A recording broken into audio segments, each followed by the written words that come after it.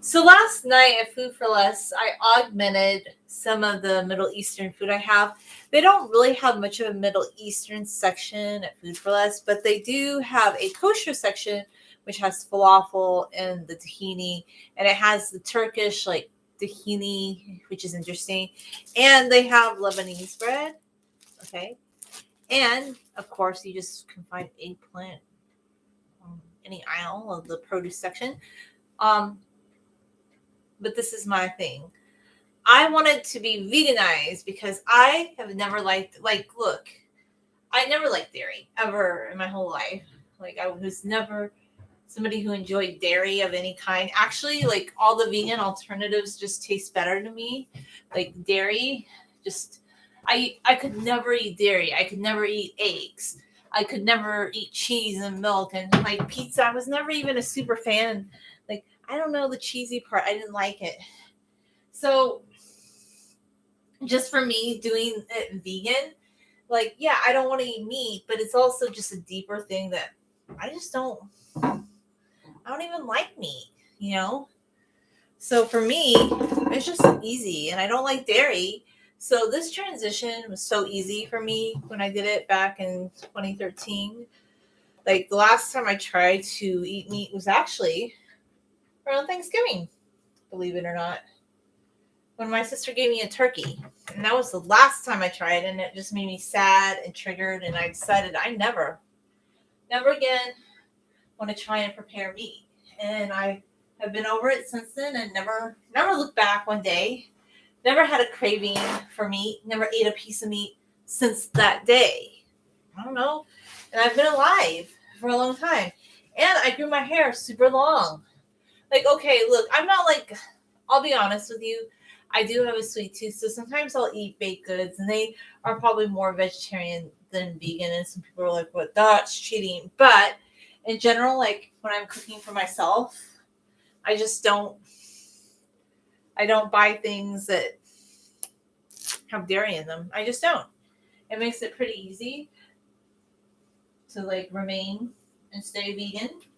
Like, vegan on my own terms, not vegan on, okay, I'm not like vegan on influencer terms. Like, influencer, it's a trend. Like, I think that's why a lot of people were vegan back when, okay, and on YouTube, there are certain trends that people follow. And one of the trends, I would say, people always talk about this, like from 2016 to 2018, it really had its heyday. And one of the trends was veganism. And you had a lot of people who went on YouTube and they would shame other people that were eating meat, like saying that they were unethical and how great you could be to be vegan.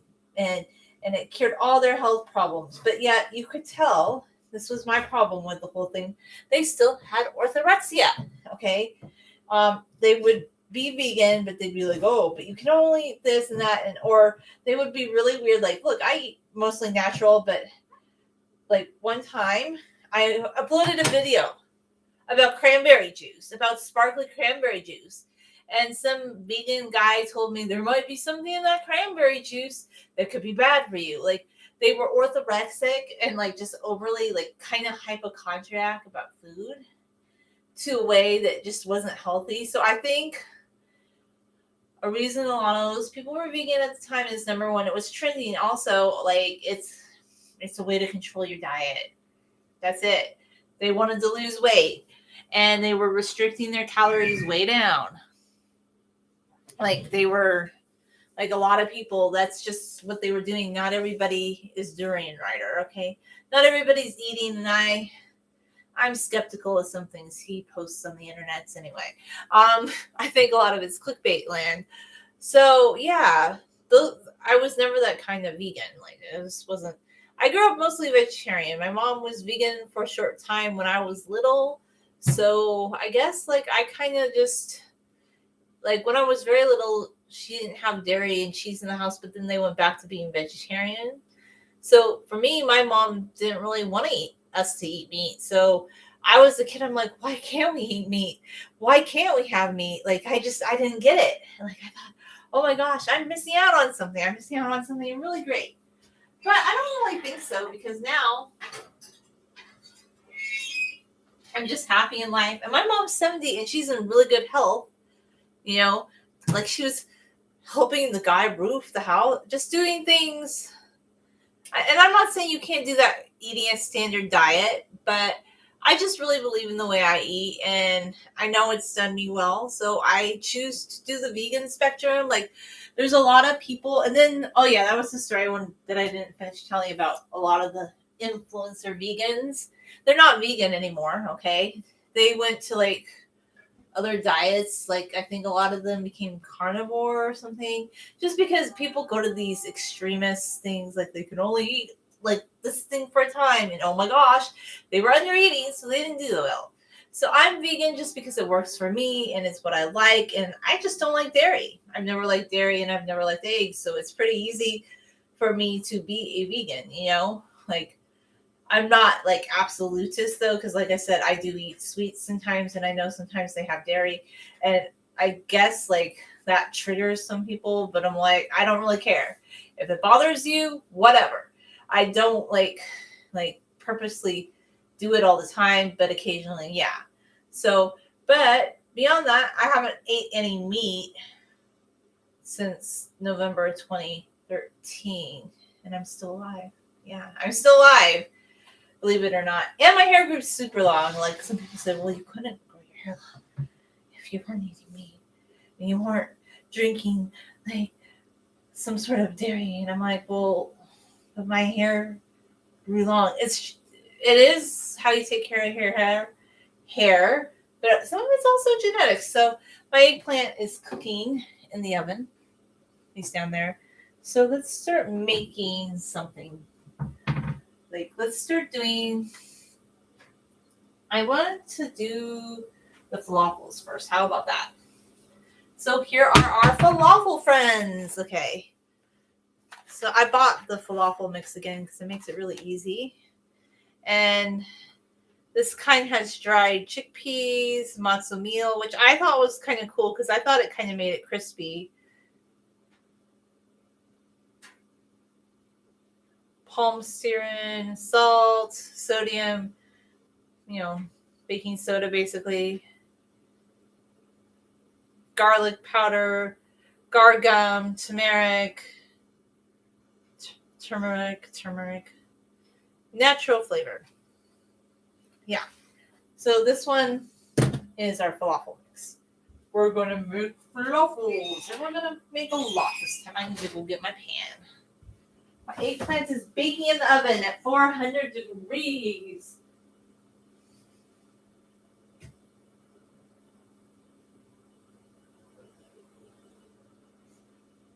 All right. Here's my Mickey Mouse container. Here is my falafel mix.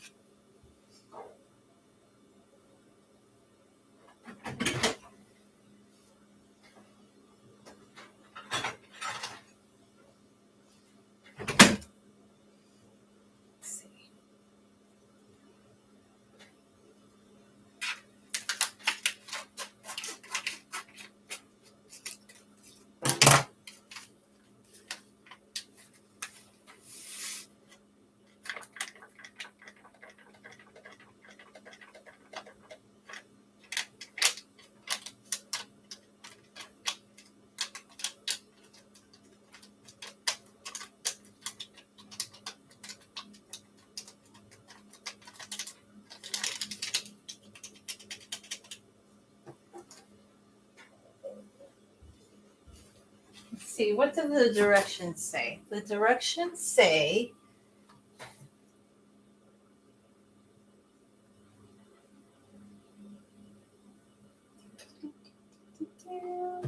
remember right.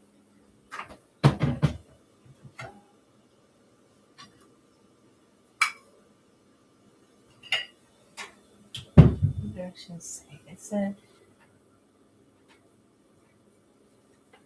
1/3 cup plus some extra. Do a little bit more extra because I'm gonna add the second packet of the falafel. Make it all at once. Like we're meal prepping falafel. Well, why not? It makes it a lot easier. I don't have to do it later. Because I like to batch cook. Like I'm not, because if I want to go to all the trouble to do all this, I want a lot right now so I don't have to worry about it later. I'm also going to take my time and pour some coffee for myself. I'm going to put my pita boys right over there. They're out of the way.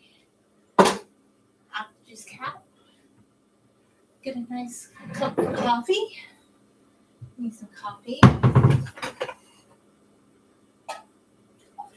Next time I'm buying chocolate almond milk because I want to feel like I'm having the Starbucks experience at home.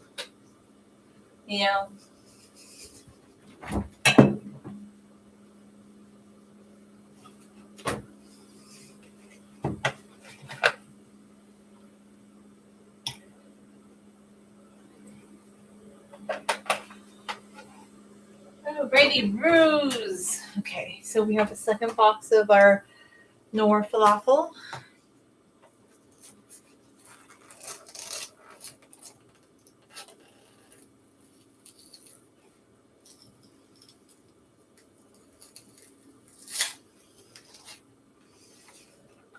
I still think the salsa onion dip sounds really weird.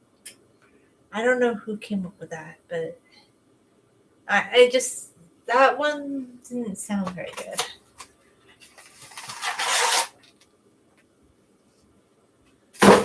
Next time I will try to make falafel from scratch again.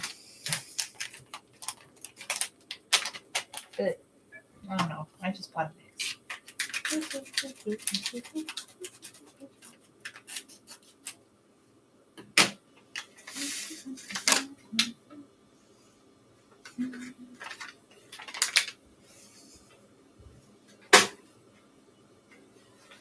Oh wait, I need the box. Is there something on the box I wanted to read? It said, on the box it says, let it stand for 10 minutes. Yeah, that was what I was remembering that I wanted to make sure.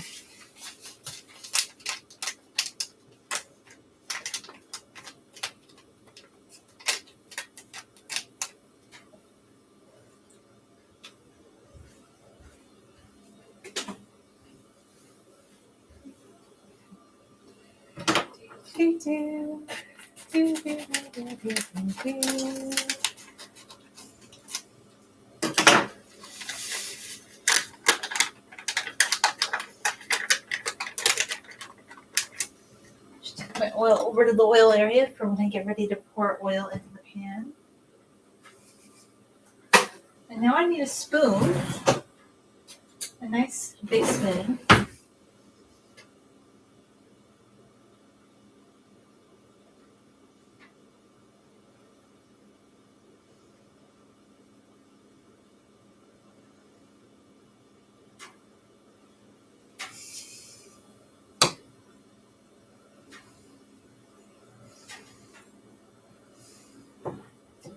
I hadn't really been making cake mixes lately, or just cakes from scratch either. So the thing that this reminded me of, as funny as this may sound, was mixing a panna. That's so random, guys. I know. It's so random, isn't it?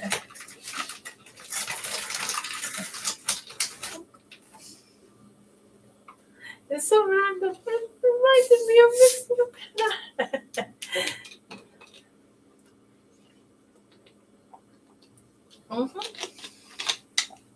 So before I get my falafel too wet, I kind of want to, but I feel like it needs a little bit more water.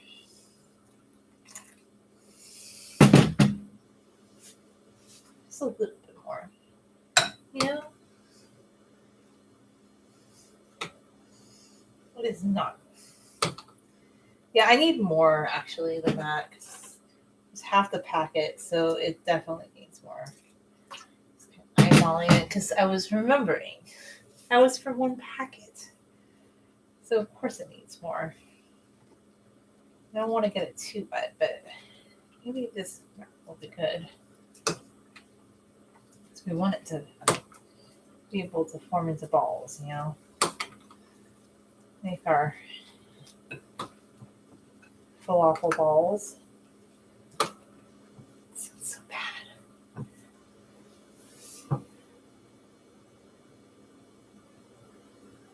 Oh, that's so cute. No, they do sell a lot of stuff. Like I always like Burlington because they sell clothes, they sell makeup, they sell they sell skirts that are so cute. Like, well, one time this guy made me go find a skirt for his wife because he liked the one that I got. And then there's this, like, some are really, really big. Like, there's one at Ontario Mills. That thing's like a warehouse. I don't know. You could get lost in there for hours. It's like, but yeah, it's kind of fun. I'm glad that you found some stuff.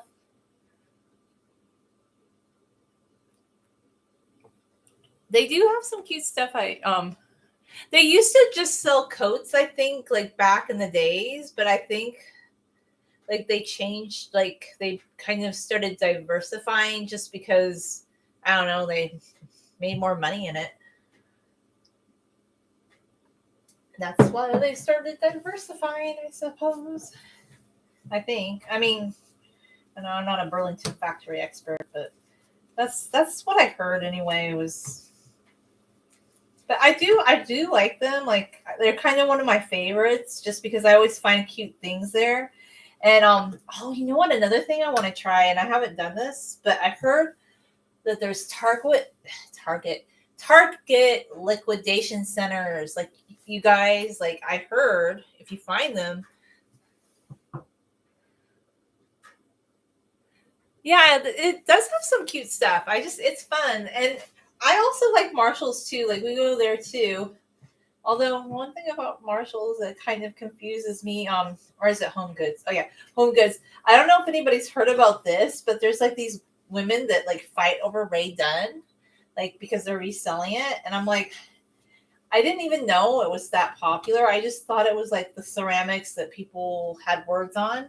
And I guess people are like stalking the store like at 8 a.m. before it opens. And then they're like running in and like they're fighting with the sales clerk. They're accusing the sales clerks of stealing the merchandise so that they can resell it. And I'm like, oh my gosh, you mean a poor sales clerk that barely makes minimum wage? You really think like they're gonna like? It's pretty hilarious. It's hilarious. I'm just like, really? Are you? And then I guess they were saying like at one store at one of the Home Goods Marshalls. Is it Marshalls or is that Ross? No, it's Marshalls Home Goods, I think. No, it's Ross Home Goods. Anyway, I guess they had to call the police because like some of the women, like these middle-aged women, were fighting over Ray Dunn. Like they were like literally fighting over it. So that actually happened. This didn't happen here where I live, like in Loma Linda, Redlands area, but I heard it happened up in Lake Arrowhead during the pandemic. And I was really surprised, but they had a lot of people coming up from like Orange County, and the mountain stores basically got, they all got bought out. Like everything, the stock was wiped out. And there were grown men that were fighting over toilet paper. And I guess the San Bernardino County Sheriff had to come because, like, yeah, people were fighting over, like, they were mad you could only buy the one thing of toilet paper. And they're like, how dare you? And, like, they were getting in a fight over it. I'm just like, oh, my God, over toilet paper. Yeah, so I guess people fight over things at stores. I'm like, wow. I've just never been to the stores. Like, I guess I've been lucky. I live in an area where it's pretty calm. Or I've just been to stores when it's pretty calm. I've never been to the store where But when it comes to Black Friday, I'm probably not going to that because that kind of scares me a bit. Like one time years ago, I did go with my sister on Black Friday, but I don't know, it was just too busy and a little too crowded. And if it gets too crowded, I don't like that. Like when we go, it's usually been at times it's not super crowded. So like I don't want to see people fighting over merchandise. Like it might be, I'm just like, oh my goodness, really? Don't fight over the merchandise, everybody, please. Like just, just be safe and healthy. We don't want to fight over it. I think I probably put too much moisture in this time. It's a little too wet. That's what I'm thinking. But it's supposed to sit for 10 minutes anyway, so we'll kind of just let it sit and do its thing and be happy. There we go. We'll let it sit. And what can we do then? Let's start chopping our cucumbers very finely.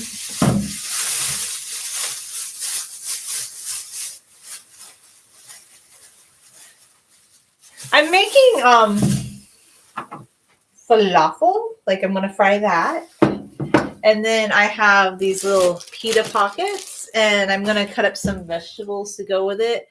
And then in the oven, I have an eggplant, and I'm going to make like baba ganoush. Yeah, that's what I'm doing. Off a bit. I had organized everything today earlier.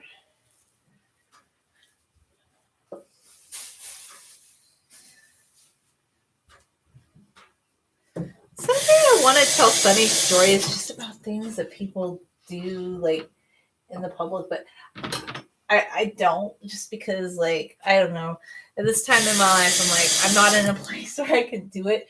But I will say this. Yeah, it's really good. I do love the Middle Eastern food. It's kind of fun and it's healthy. Like you can do it a lot of different ways. And actually the girl at Food for Less asked me yesterday, she goes, what are you buying? Because I guess it just really stood out because most people were just buying like, I don't know, standard stuff. And I said, oh yeah, I want to make Middle Eastern food. And she said, oh, I love the yogurt. And I said, oh, the Lebanon. Yeah, like you can do a lot of, or like there's that tzatziki, like some people have tzatziki, and there's a lot of different things you can do with it. So, oh yeah, I was going to say about don't leave your stuff in a public place. So there are people, I'm not going to go deep into the details about it, but they leave their stuff in public places. Like they get in their car and they drive away, and then they say they were just gone for a minute. I was just gone for a minute. And then somebody else picks up their bag and they're like, oh my gosh, somebody's going to take it. And I'm like, oh my goodness, I really wish you would just leave.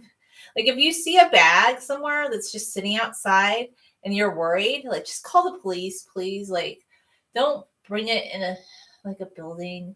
I'm just like, just weird things like this. I'm like, but then it gets complicated, and I'm just like, oh, but of course, like I was the one that had to intercept the bag. Of course it was me. Like I had to laugh though at how ridiculous it was. I'm like, please don't leave your stuff outside. Like if you're gonna get in your car, I understand sometimes you might forget something, but don't ever leave your stuff outside and think it's okay, because somebody's probably gonna take it. Or it's like the people, like this makes me really concerned. Like there's people that leave their laptops outside, like in public places, and they think people aren't gonna take them. I'm like, just don't leave your stuff anywhere. Like it's not safe. Like I can guarantee there's always somebody that's going to be looking for, like, even if you leave for a second. I actually was really surprised one time that somebody didn't have their laptop taken when it was, like, left behind, but the father came to get it later, I guess. Like, she got in a car accident is what he said. But I was surprised that nobody took the item. So I just say, don't leave your stuff behind, like, no matter where you are. I know some people are like, oh, but I'm only going to be gone for a minute. Well, I don't know. Somebody could take it. You don't know. I just always be safe on the safe side, That's just my thought. Like, do not. I peel away from myself. My mom peels towards herself, but when I was a kid, that always scared me. Like, I know a lot of people when they peel things, like they peel towards themselves, but I just get scared, so I peel away from myself. That's how I do it. Let's see.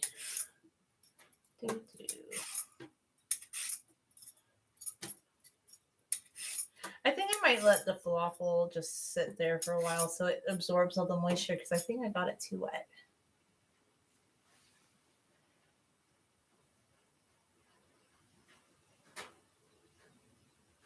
I might be. That's a good question. I need to look it up. I think, years ago I took one of those tests, but it was like an online. You probably could tell me what I am. You probably know better than I would, but I think I probably am because I remember I was like an IN something or other. I am introverted, but I kind of have like a spontaneous random. I'm very random. I'm super random. I'm more random than I, I'm very random. But yeah, I think I am probably. That's probably a good observation. I'll have to look it up or like take a test on it to see like what exactly. But I know that I'm not extroverted. Like I do talk to people, but I'm not like I don't like parties and I'm not like a social butterfly, if that makes any sense. Like I'll talk to people, but I don't I prefer like being a homebody, I guess. Does that make any sense? Like I'm the happiest when I'm at home, I think.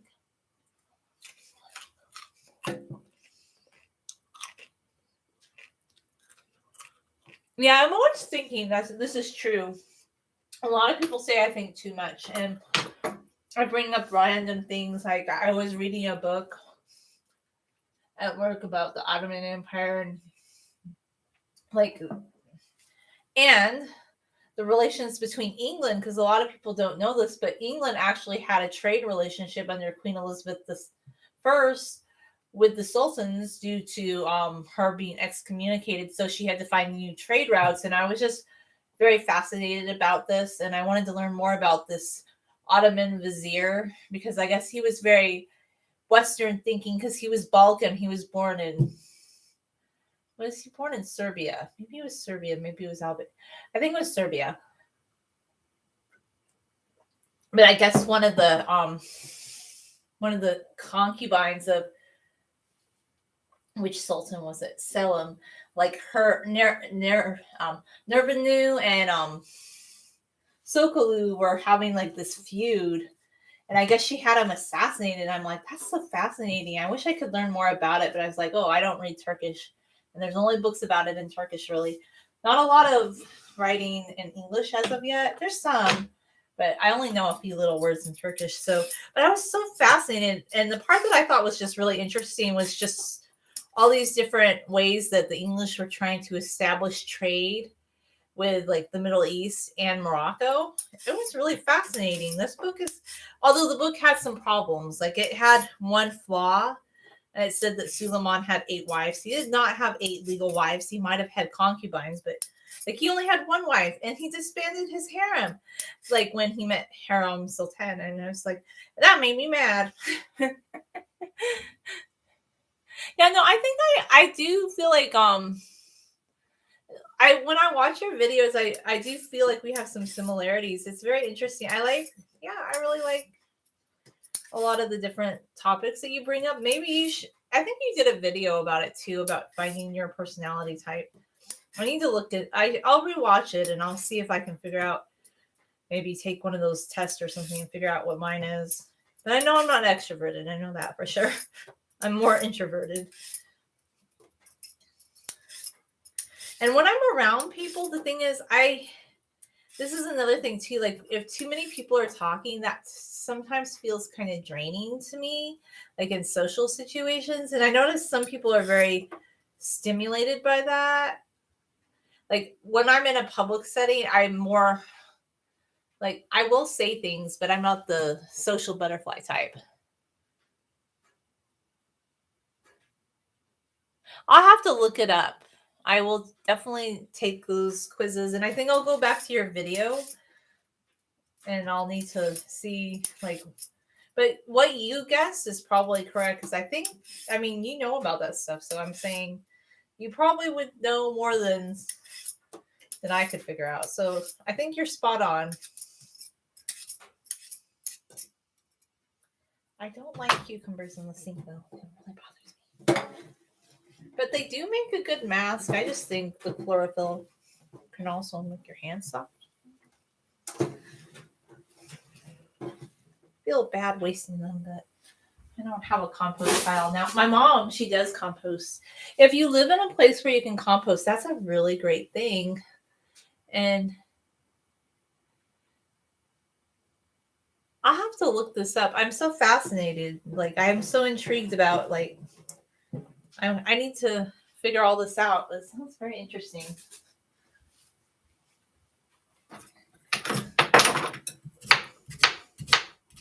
I want smaller pieces. Let's see.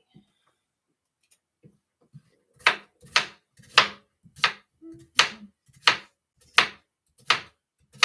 wonder how my eggplant's doing.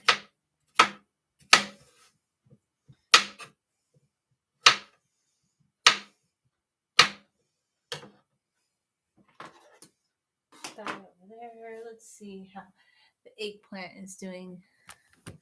I wonder how he's doing. He's still pretty firm. I want him to, like, I want him to wither down. Not that that's good for a plant, but for an eggplant that's been picked that you're turning into baba ganoush, that's perfect. But I don't take the skin off my eggplant because I think that's heresy. I don't know. I like the skin, but a lot of people say the skin makes it bitter. But I actually kind of like it when some foods are bitter. It doesn't bother me, I guess. Like, some people really hate anything that has like a slightly bitter flavor, but sometimes I think it tastes good. But a lot of people really hate eggplant. I don't know. I grew up eating it. I loved it. My mom loved it. She used to make eggplant pizza before it was like a thing. Like, she did that like before it became like, I guess, like all hip and whatnot. So I don't know. I always loved eggplant.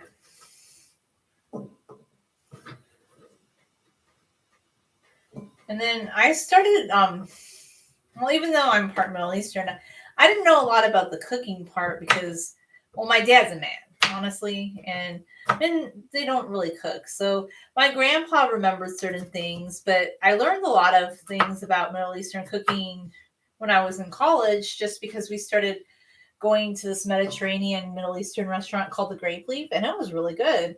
And that kind of sparked my interest. So I started looking at recipes and I started learning just more things.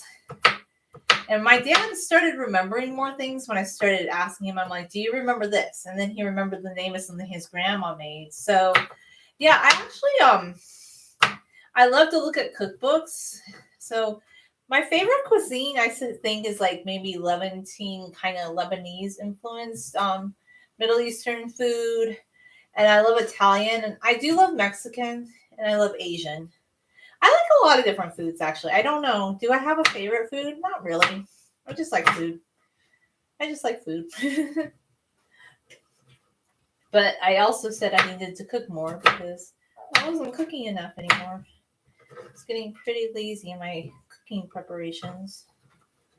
Gotta do it more often.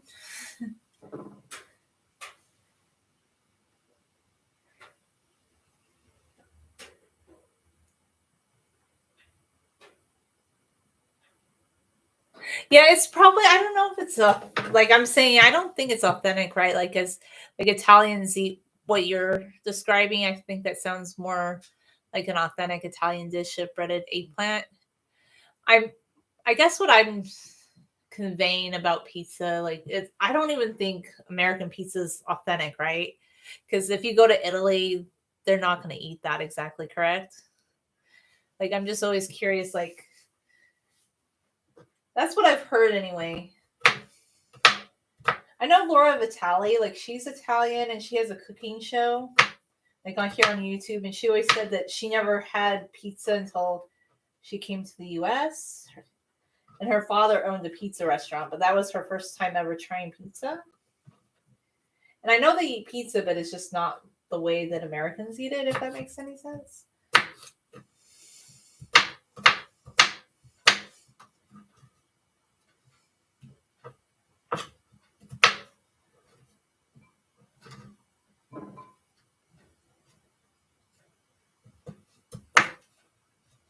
I watch a lot of YouTube because I haven't had cable in years.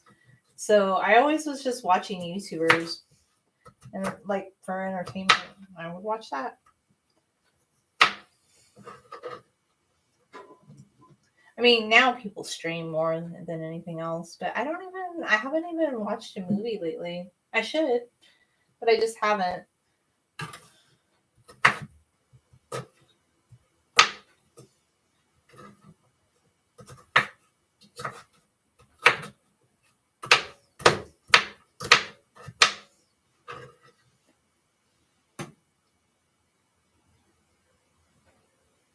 Yeah, I watch YouTube a lot. I guess this is the reason I stopped watching TV was because when I moved, like I used to have like really good reception with television, but then when I moved to this new apartment a few years back, the reception's really bad, even like when you got one of those enhanced antennas.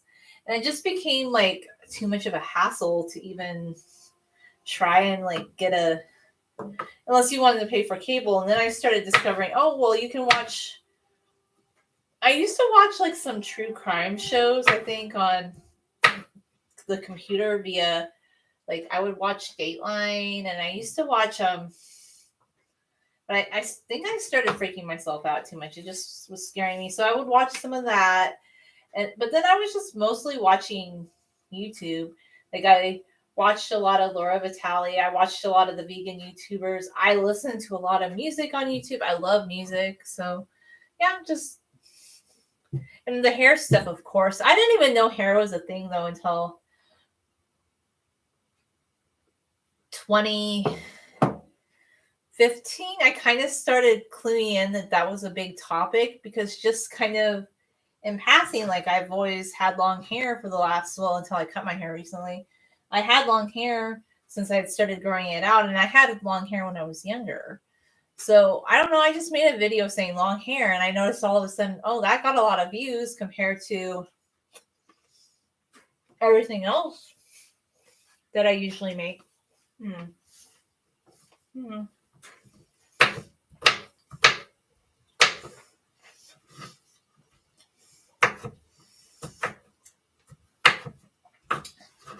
Oh, there is something weird going on the internet, though. I don't know if people have heard about this, and it kind of came up on my feed. It's about Balenciaga. It's very strange, like some sort of advertising that they did. Like I'm not gonna go into it because it's kind of disturbing, but you should go look at it, everybody, because it's a little disturbing. I don't understand.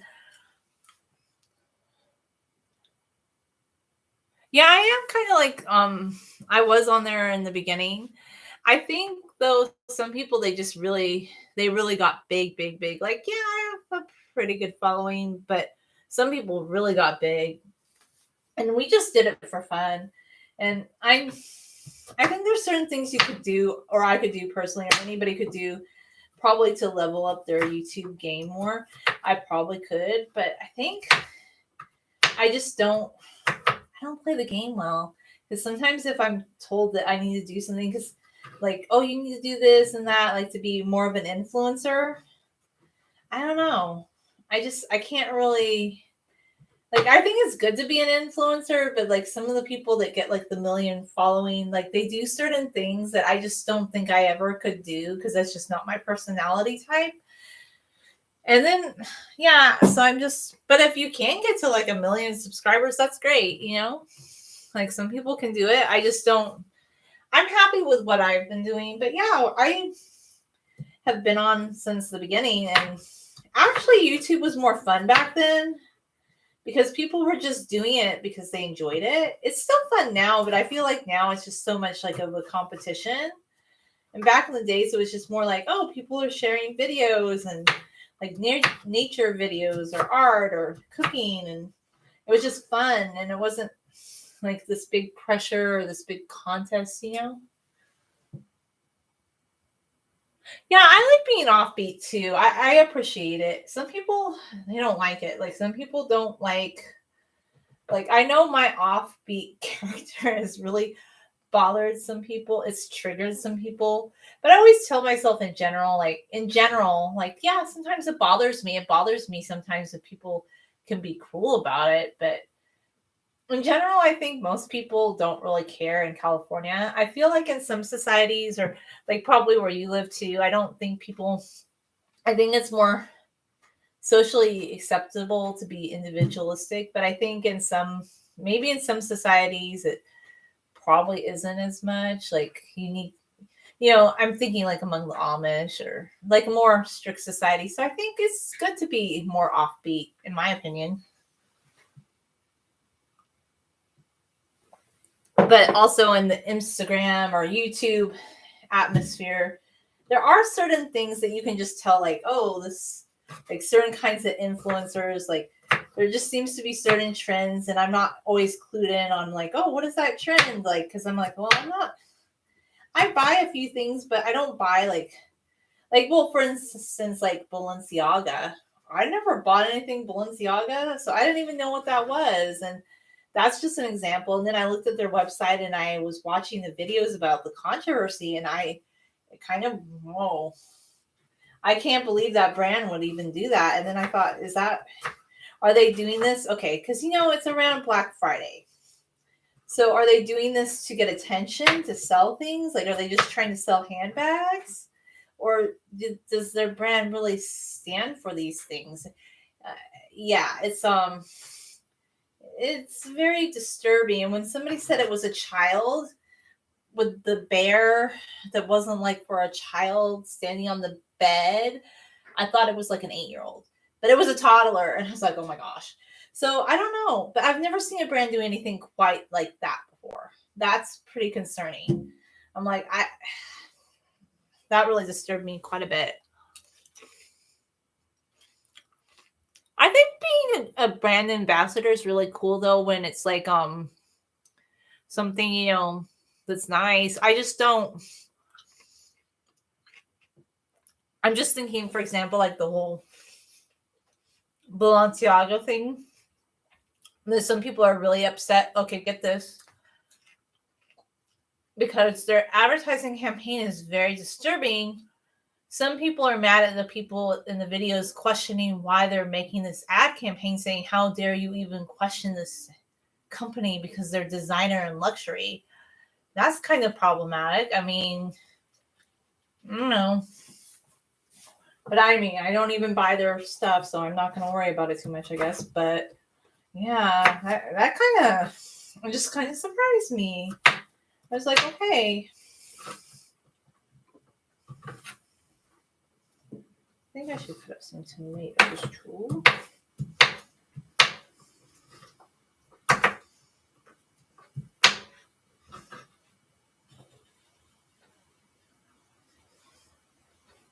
I need another bowl.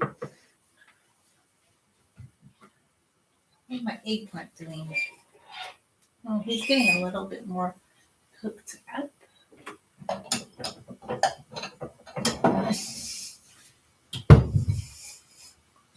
Maybe the falafel's getting more cooked. I might start frying the falafel, and then I could cut up the tomatoes towards the end. I could do that.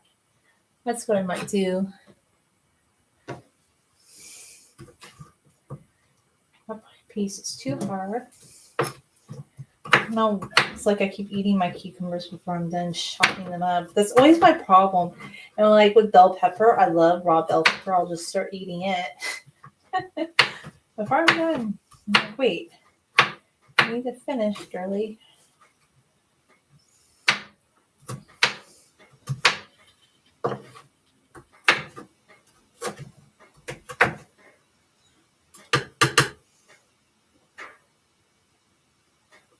I did find if you turn the knife upside down like that, you can get things off of it. There's something that kind of came to me recently. I'm like, oh, that's a great little hack. Not a 5-minute crafts hack. Have you guys seen like some of those 5-minute crafts videos that actually you should watch? If anybody wants to see how silly they are or ridiculous, there's Anne Reardon. She's an Australian pastry chef, and she has a channel called How to Cook That, and she basically she's just showing like how dangerous some of these 5-minute crafts are. Just silly. Like they have all these silly like cooking ideas, and it's pretty funny. But it's interesting though, because these videos get millions and millions of views, whereas individual content creators don't always.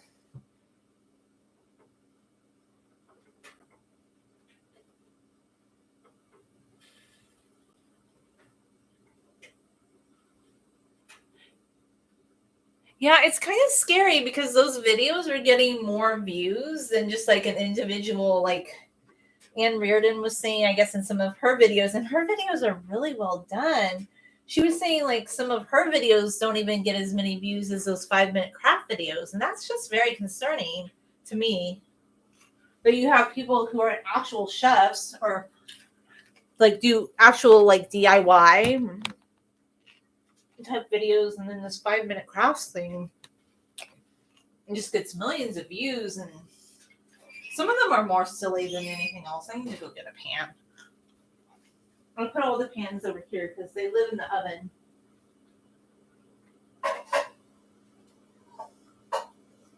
So I scrubbed off my pan so he would be really pretty. Like this morning, I scrubbed my pan so he was so shiny. He was shining like the Chrysler building. Annie.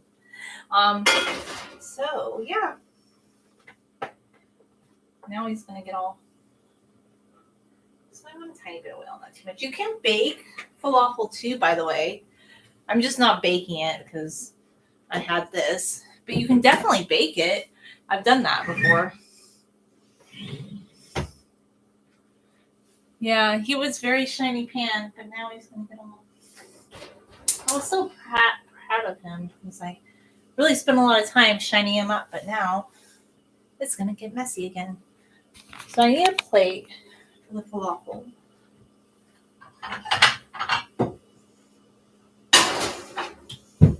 Then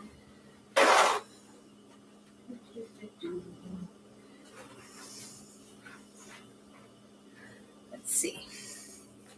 Best way. I think like 3. I'm gonna let the oil heat up though a bit.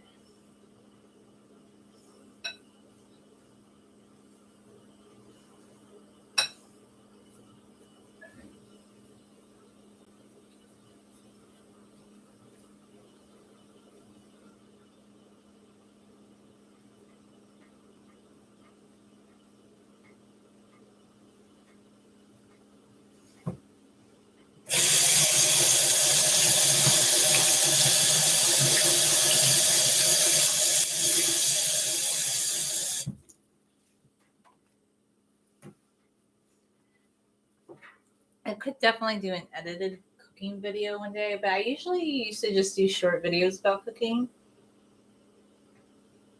I definitely need to do one. I saw your pumpkin or your pecan pie, though. I was going to say, Naturally, Antonia did a really cool one, and I need to comment on it. It was really cute, and I like it. So, I probably need to do more edited videos. I just don't always feel in the mood to do them, but I love watching other people who do them. Like, that's so great. They look so nice.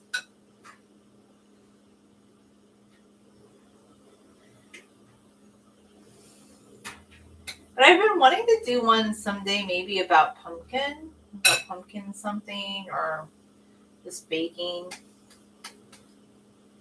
Because I did like pumpkin pie before, but I didn't really do it edited. It could have been presented better. Might be too big.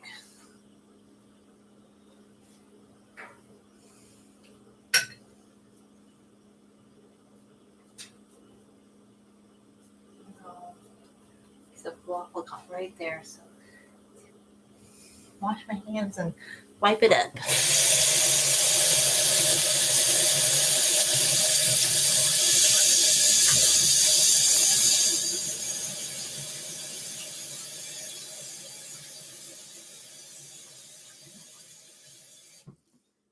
But people should definitely watch your pie video because I think you did a really good job, and I liked how you explained for teeth. I think that's a really, really good suggestion.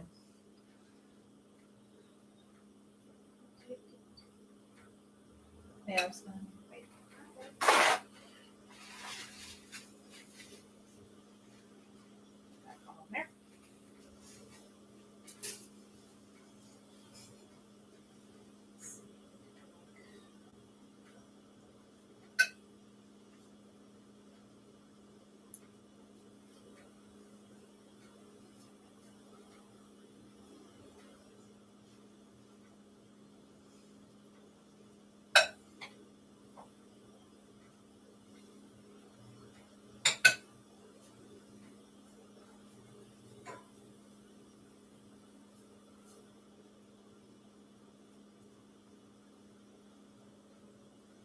Turmeric really, or turmeric.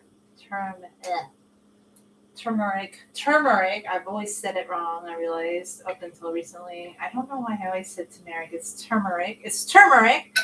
Makes it very yellow because this particular falafel mix has turmeric in it, which adds this really good flavor, but it also imparts a very yellow hue to it.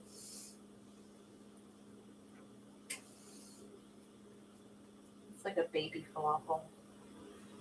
You know, usually people make falafel balls, like the little balls, but I kind of like, I mean, some people do make the bigger ones, but I just kind of like the bigger one, I think. Oh, it's getting hot.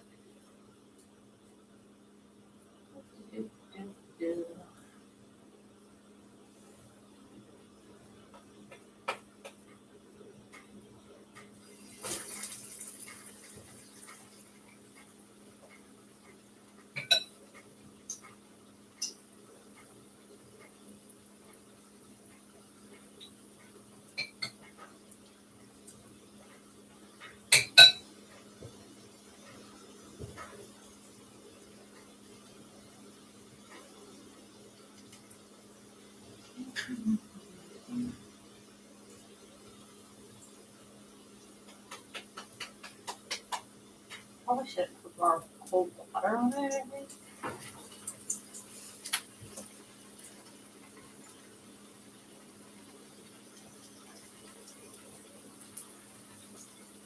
Well, thank you. And I hope that you have fun and you should make something really good. And I hope maybe you make more videos about I think it's a good topic. So have fun and thanks for watching. And I'll also be interested to see what you post for more food ideas. I think it's good for all of us to talk about cooking more because you just aren't eating out as much. And I think I feel like our culture just pushes eating out too much.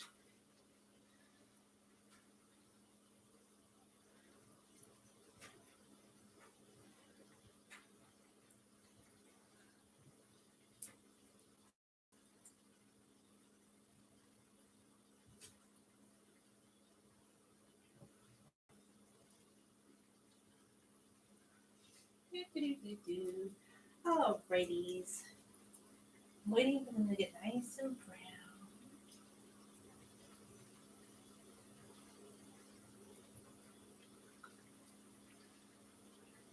And nice and crispy.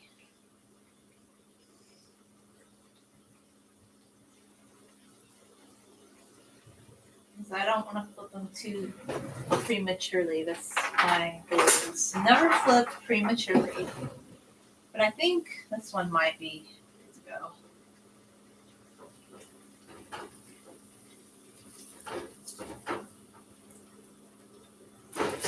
Oh no. I'm going to have to clean this pan again. Poor things. This is why I think I'm going to bake them next time. I'm definitely going to bake them.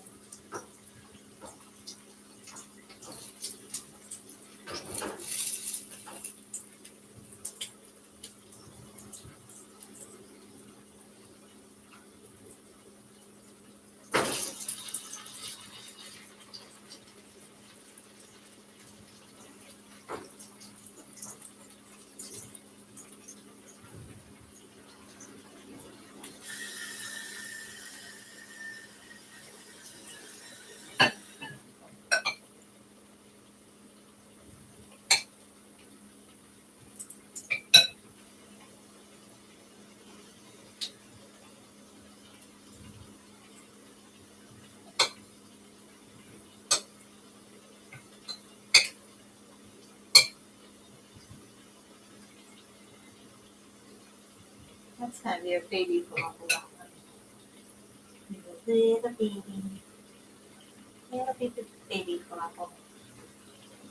Now that one could be the falafel ball. I do think, I've heard people say this, you get water and you dip your hands in the water that's supposed to help.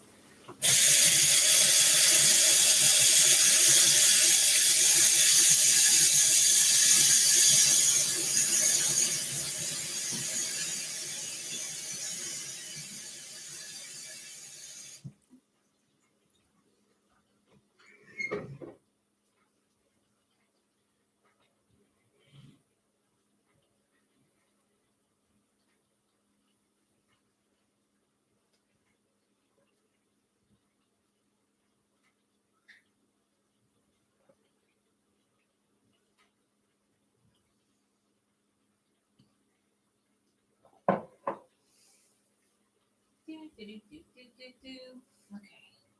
I think you guys are done.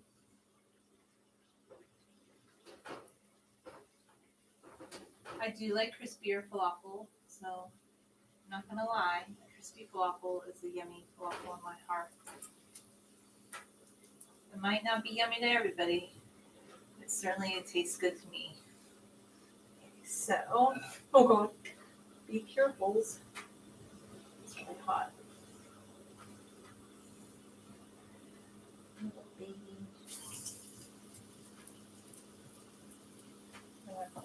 Your form do not fall over. See right there. Right there. The falafel fell off a bit.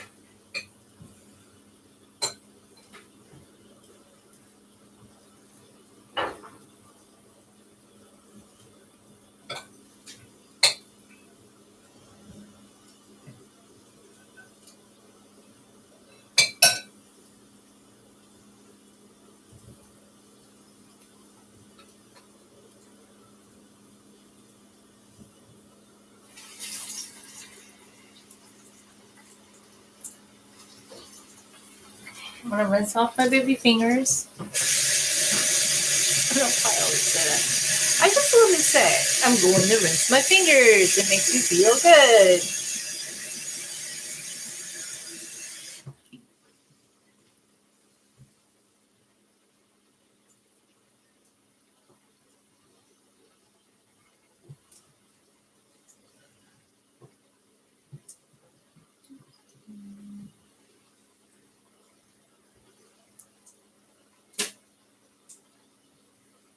All right, so this is what I'm gonna do.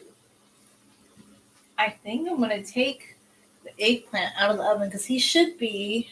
I probably won't be able to. Gosh, that fire is way too high. Oh, it's too high. It needs to be lower. I went a little too silly on that. Man, that pan was so shiny, and now it's gonna get all dirty again. That's all I'm thinking about. I'm just like, you were so pretty and shiny. But that's okay. I can clean it again. The eggplant's coming out of the oven. So we're going to move the falafel mix over here. And I don't know if we'll get around to making baba ganoush in this video. We might not. So I've been finding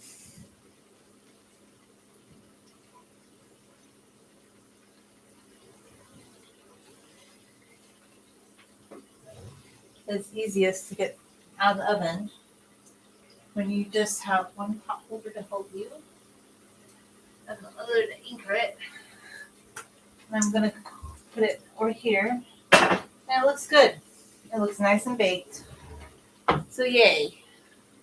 I think I should bake the baba ganoush next time. Not the baba ganoush, I mean the falafel. And then it would avert this messiness. We're done. Turned off the oven. Pot holders fly into the washing machine. It's right over there. Okay. So, and it's in time to do some flipping. So everything kind of comes together, actually. Nice and crispy. I love a crispy falafel, I have to say. Falafel was the first burgers, you know? Think about it.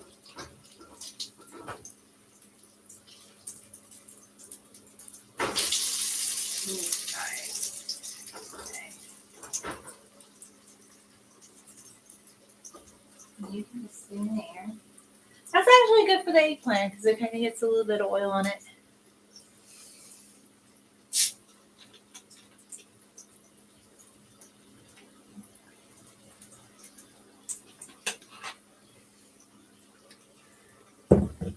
While they're frying, I could get out some tomatoes to cut up.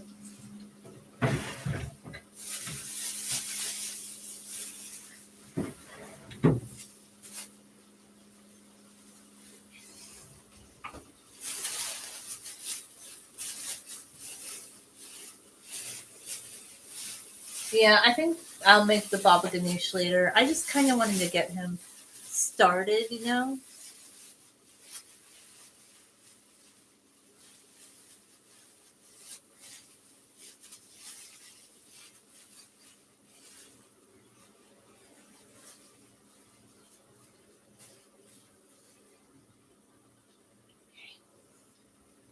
I'm going to rinse off my tomatoes. And hopefully by the time I'm done rinsing, it will be time.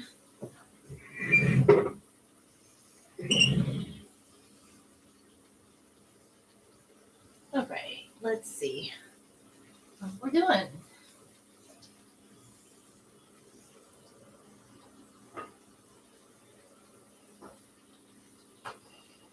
That's good. Nice. This one's going to be very crispy and yummy. This is going to be nice crispy falafel. Oh my. That's a nice big crispy one. It's like a satellite falafel. Okay, so we're gonna put a couple more in. Ready? There he goes.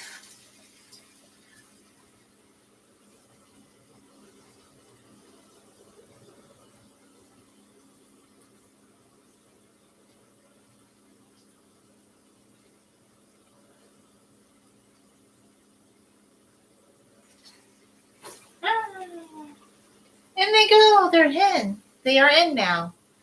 They're bubbling away. See? Look at them. They're so pretty. I don't know. Can you really see them that well? Maybe I can make the view better. Now you can kind of see them better, I think, like that.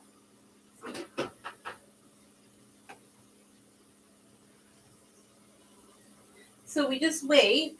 Well, maybe I can start chopping up a tomato for 1 second. Like we just go back and forth. See, I don't need to pay $83 for that pivoting thing. Like TikTok says, buy it. TikTok is just trying to sell you stuff, buddies. I mean, they do on Instagram too, but it's a little bit more insane. So TikTok, they're trying to sell like people an $80 swivel pivot thing. Like you could literally just turn your phone on the tripod.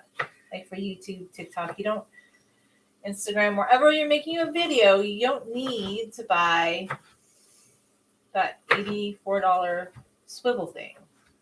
It's a piece of plastic, man.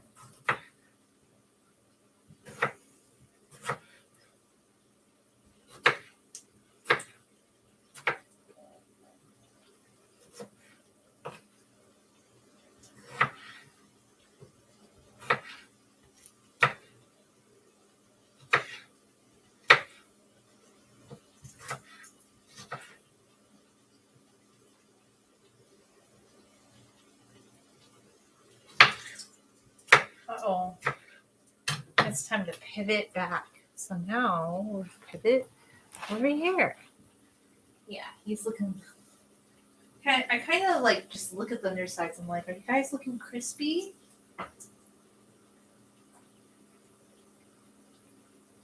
Ooh, I kind of dent eggplant one.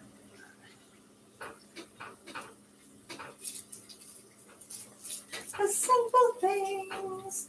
Where have you gone? Now that I'm getting older, I need something to rely on. The simple things. Where have you gone? Now that I'm getting older, I need something to rely on. That song is just so beautiful. Like, I won't say I don't really like modern music. That's until I started having YouTube. I know it tracks you. So does TikTok. But all of a sudden it started recommending songs to me that I liked. And I'm like, oh, this is a new song and I like it. And I do kind of like that new, well, I don't know how new it is, that Meghan Trainor song. It might be not brand new, but it kind of has it sounds kind of doo-wop-y. Like, so I like a lot of different music from, I guess, like I would say, I always love 60s, 70s, 80s. I like some 90s music. I liked a lot of like metal music. My sister loves metal music. That's her favorite genre. And I like some of it, but I like with the metal music, I just really love like the power ballad. Like the power ballad is really beautiful. And lately I've been like getting into Turkish movie soundtracks because oh my gosh, If you haven't listened to it, type in Magnificent Century soundtrack. And sometimes when I'm walking on a Saturday morning to work, I'm listening to that. It's so beautiful. It's really beautiful.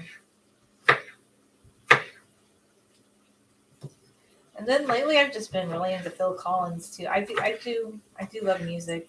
I'm not like a musician, but I love music, and I love listening to it.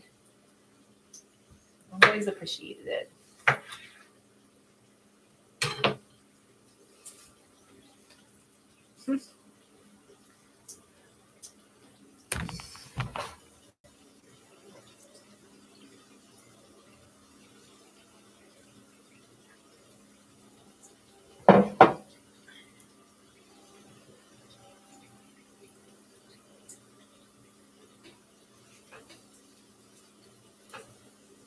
Oh, okay. I think I need to make another.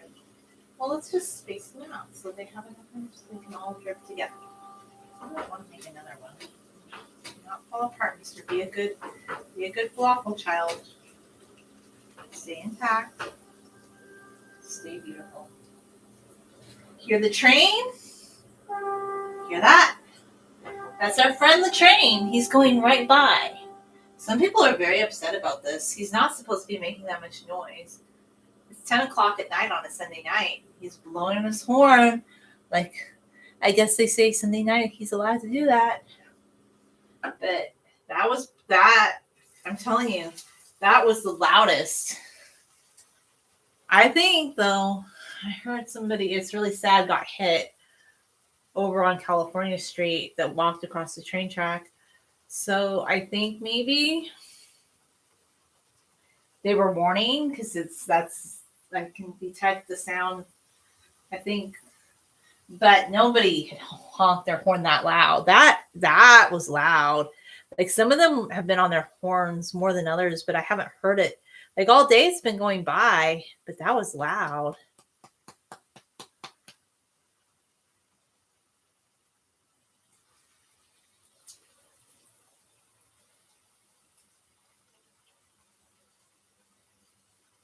I like a crunchy falafel. Maybe I'll eat the little baby. Is he still really hot though? He's a baby falafel. He's so good. Mm-hmm.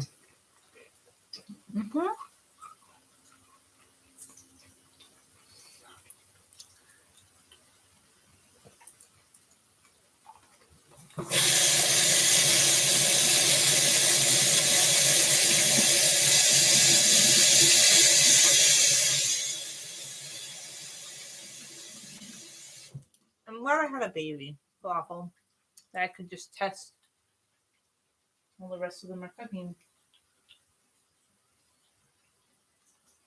I'm kind of wipe up some oil. It's been accumulating. And then it's time to flip. You ready? You go underneath very gingerly. I think I'm going to bake them in the future because I just don't like this mess. That's the part that annoys me.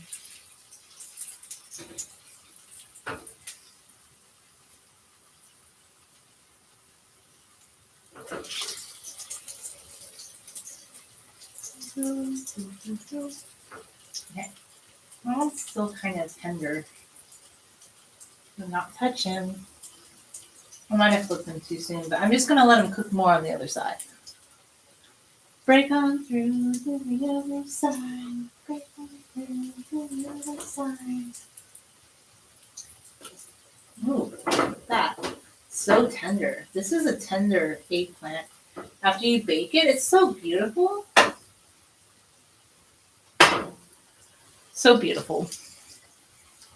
So while that's cooking for a little bit, I'm back over here cutting up some of my nice produce for the lovely, lovely part of my meal.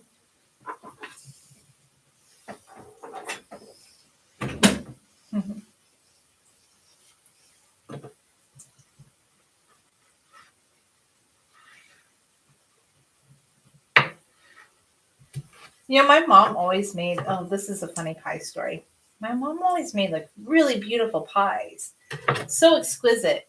So the one time she was going to make a pie, like for work, it's so funny. It's like some things are just a comedy of errors. She decided to make like a lemon meringue pie, and her pies never would like crack.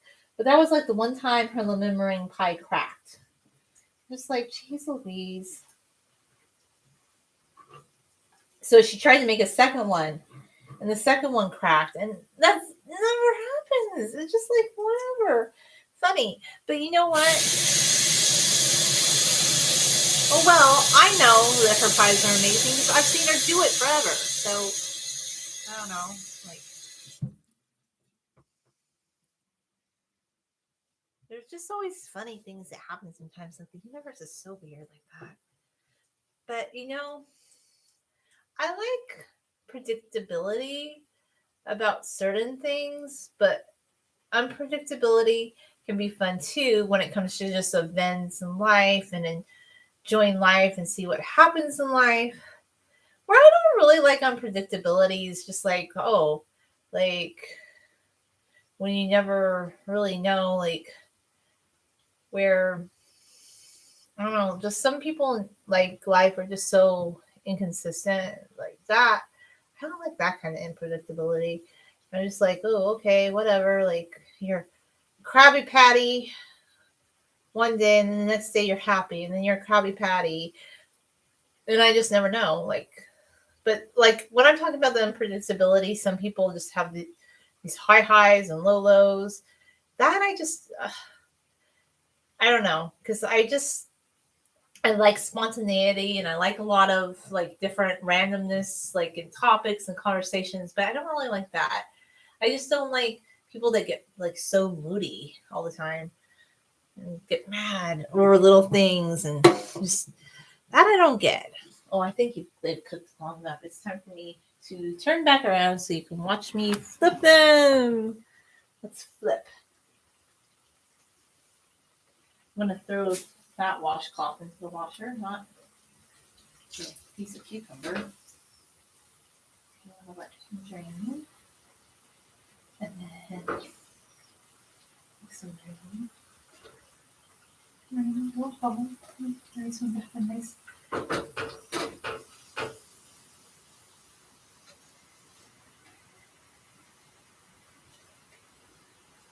Maybe he could cook a little bit longer on the other side. It was kind of big, so maybe.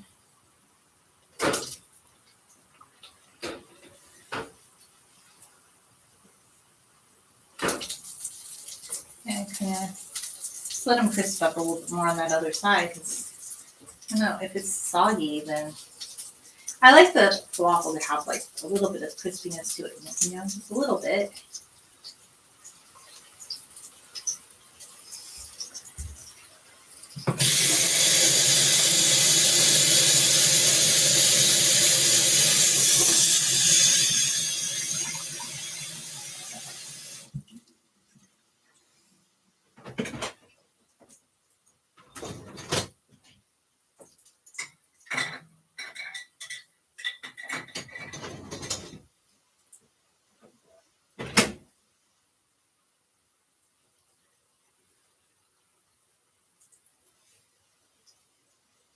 I think he's probably cooking that thing. Chance to crisp up a little bit more. There we go. Now we can move our last falafel friend to the center. He can become front and center.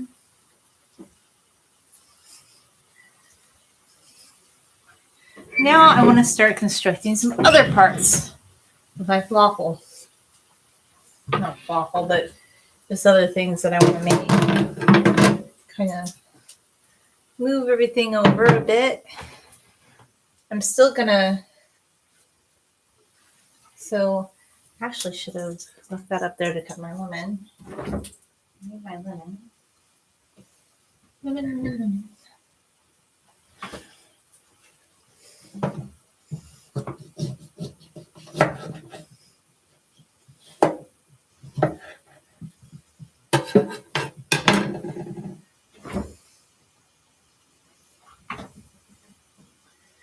So I have regular tahini, but I also have like this Yaheda Turkish tahini, which I kind of like. This one says it's like says nothing artificial. This one's made in Turkey, but it's kind of like I guess like a Israeli tahini, but it's made in Turkey. This one, I don't know, but it's a good tahini. I liked it. It's different than anything I'd ever had before. It was interesting, but I thought it could use a little bit more lemon.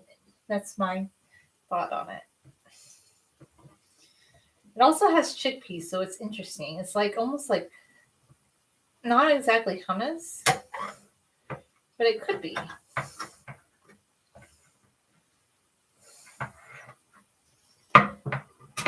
And this one's hard to open. Oh boy, I have to wipe that up. Ah.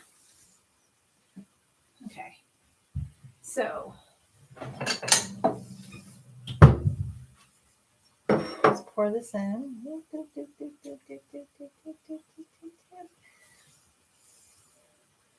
I feel like some of the creaminess gets stuck on top of the lid, so I'm just gonna kind of stir it.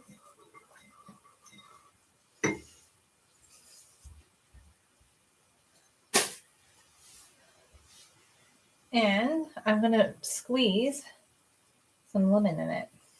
Not a lot, a little bit.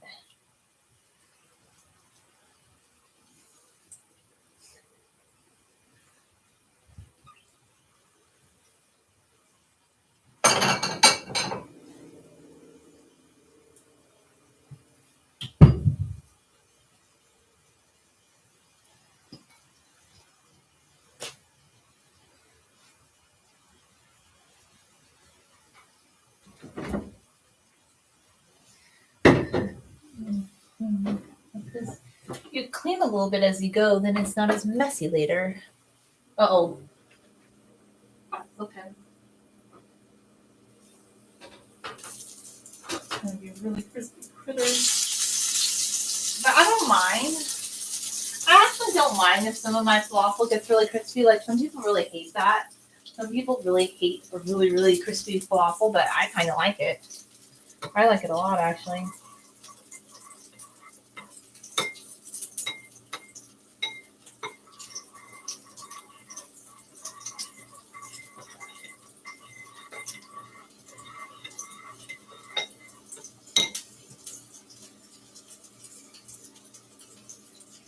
Just a little bit more. I don't want to put too much on it, but I'm having fun.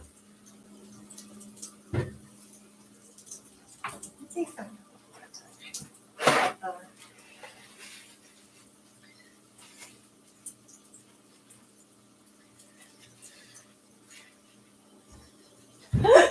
There's a spider. A really big spider. Oh my god. That's why I jumped. I hate it when there's big spiders.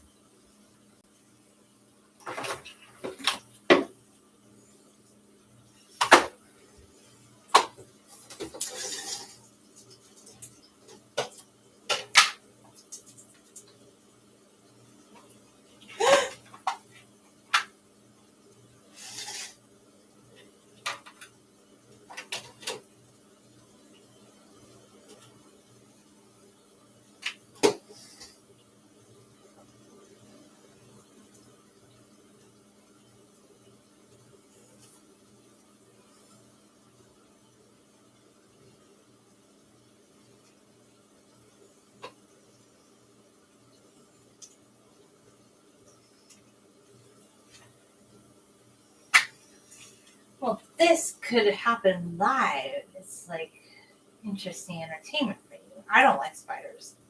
I know that probably sounds hypocritical, but no, I don't like spiders. You know why? Because one time I went to urgent care because I got bitten by a spider and my leg swelled up horribly. So I'm not a fan of. Oh my god! Get down here. Oh boy. I don't like spiders. I really don't.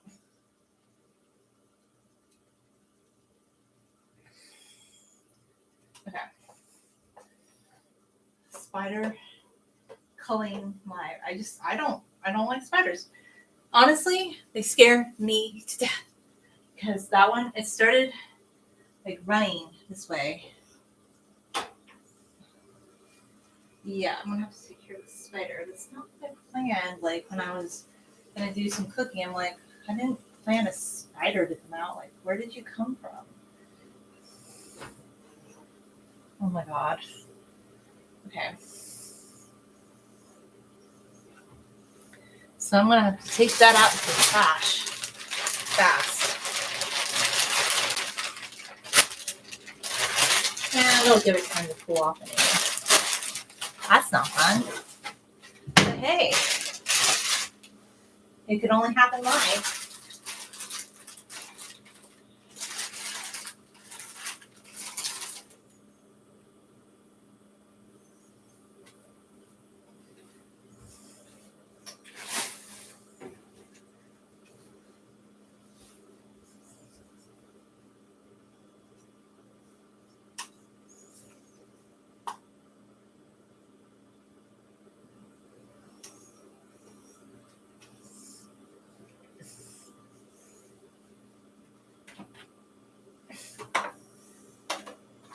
This is all happening live. Like, I've never done this on a live stream before. I had to kill a spider.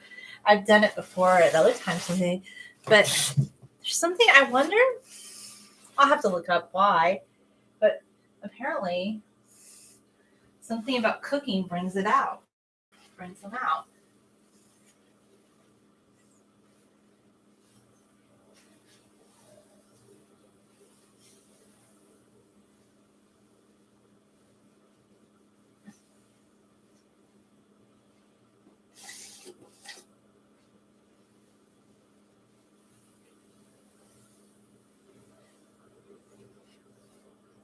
Okay. So now I'm going to have to take out the trash because I will be back in a few minutes to continue cooking.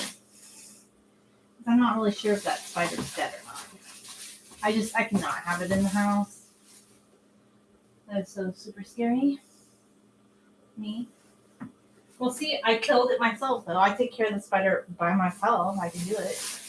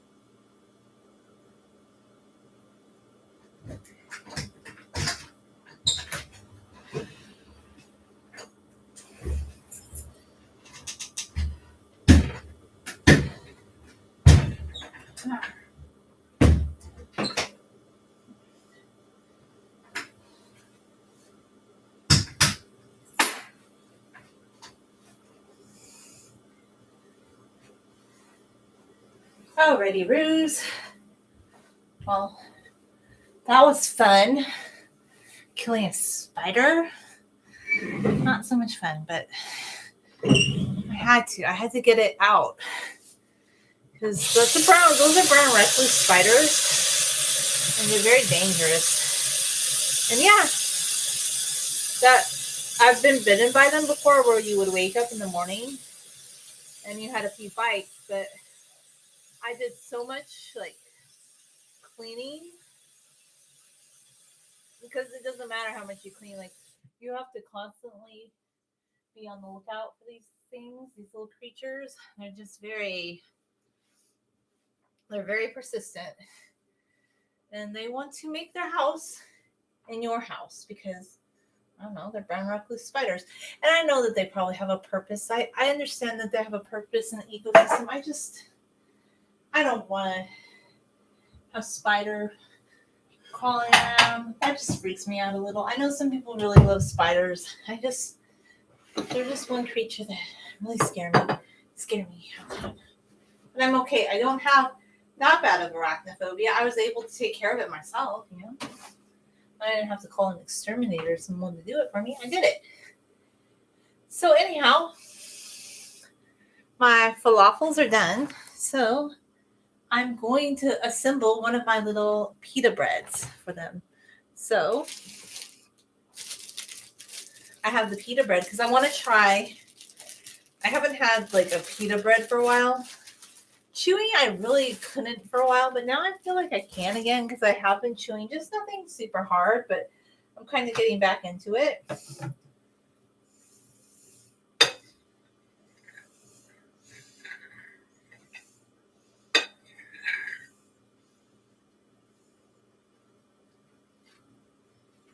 Okay, so here's my little pita bread. They're huge. Hi, how are you doing today? I'm going to make a yummy falafel din din.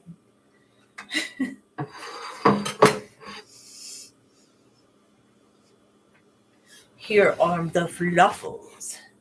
Here is my plate. So you need to feed a falafel into your little pita friend. Just put one in, I say. That one can have a big one. This one can have a little one. He's like a little baby. So this one, I'm not going to put a ton of falafel. I mean, you could put more in there if you wanted to, but I don't want to go crazy. So they're going to each have their own little pita friend. And then I have my veggies that I made. Like, put some cucumber and tomatoes in there. Some little cucumber and tomato. And this one looks like he might fall apart in a second. That's okay. We'll just kind of make him work. Thinking these stronger pita bread. This is too weak.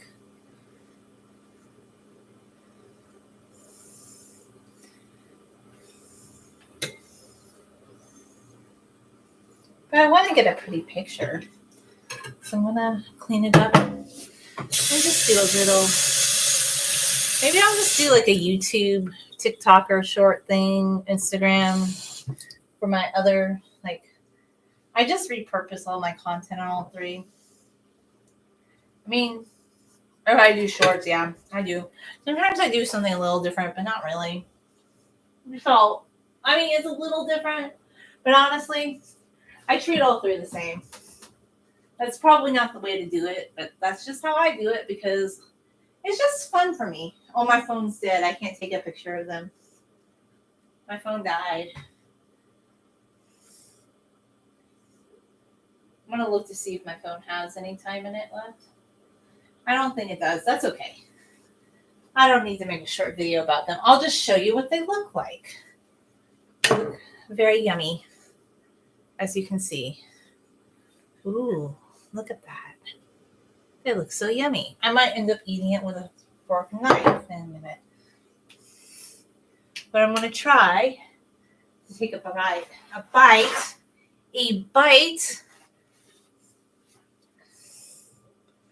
them in the pita bread. I'm going to attempt to do so. I guess you could wrap them up like this, kind of.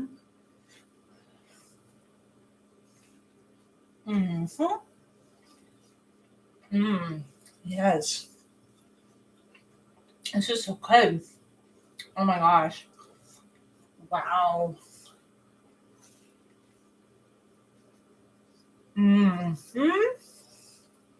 Oh wow, that is good.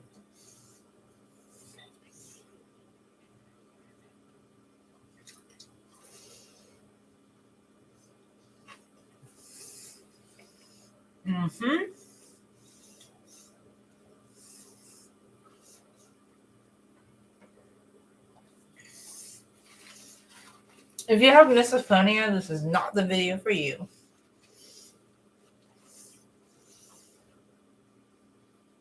I don't.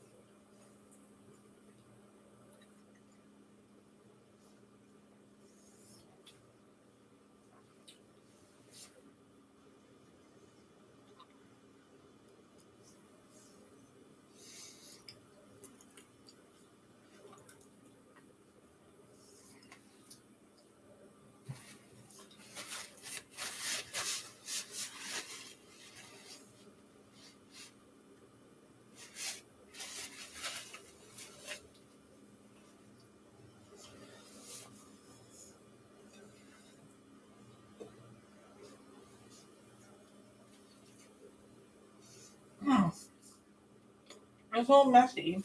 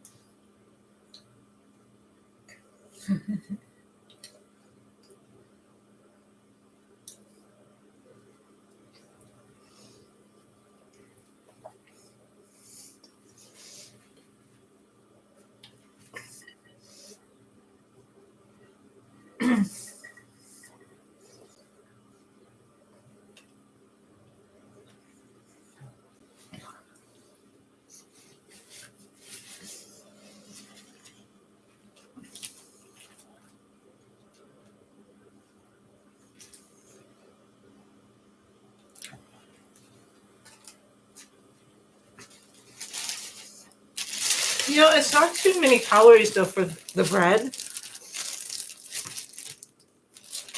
It's like 60 calories for half of it. Well, that's not bad. That was pretty tasty. But I need to rinse off my fingers. That was so good.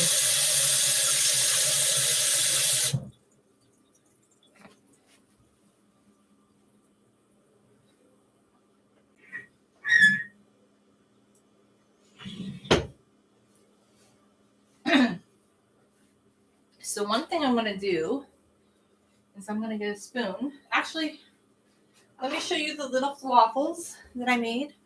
All the big falafels are actually kind of big. They're big falafels. And I like the crispier ones. They're pretty good. That was a really good little falafel sandwich. I think that I am going to make my baba ganoush now. So what I'm going to do is this. I had my nice cucumbers and tomatoes that I cut up. I'm going to put them back in the fridge just so they stay, you know, nice and fresh. I want them to wilt. And what I'm going to do now is I'm going to start working on my baba ganoush. So I do baba ganoush a little bit different than other people. Like a lot of people, they love to take the skin off of the baba ganoush. Like I said, though, I don't do that. I never did that. I just think that would be a waste of the skin. And the skin is so delicious. Why would you want to waste the skin of the baba ganoush? That's just my question. Some people don't eat it, so.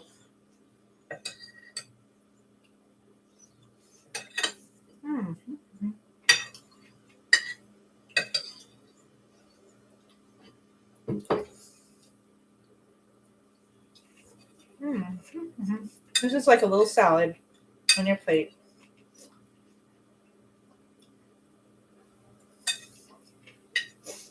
And I'm going to save this tahini, or like this tahina. It's more like the Turkish version of tahini for the falafels because it's like creamy. And it's like a good sauce to put in the falafels. And I'm going to get the other one for the baba ganoush. So I have like just this plain. It's just tahini. And the one ingredient is roasted peeled sesame seeds and salt. So that's the ingredient. So I'm going to bring my blender forward.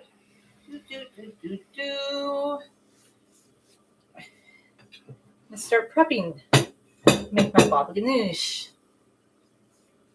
I really want to finish my little salad though before I get into it too much.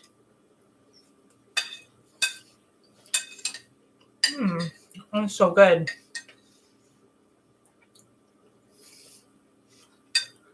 Yum, yum.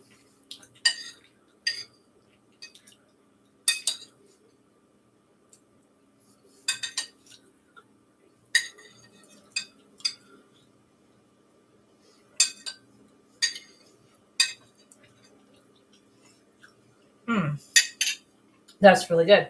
Okay. So, bean that fell down there earlier. This is what we're going to do to prep the baba ganoush. First, I need to rinse off this handle. We got some tahini on them down there. Get them nice and cleaned up and ready.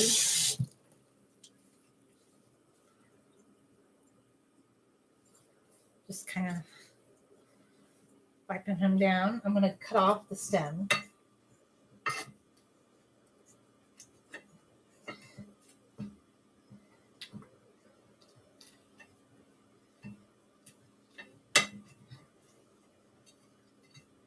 The rest of it is so tender that he kind of got marinated in oil as I was making the falafel. So they said add like olive oil to it. Unfortunately, I didn't buy any olive oil. I should have. I just had my Which kind of oil? It's just like a canola oil. That's what I have right now.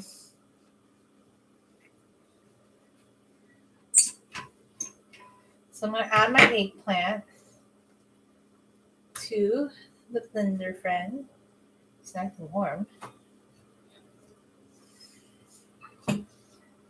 Hot. That part's still a little warm. Ooh. And such a big mess to clean up after this.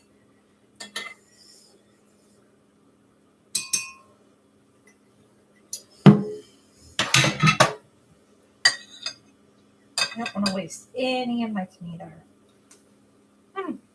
Yummy, yummy.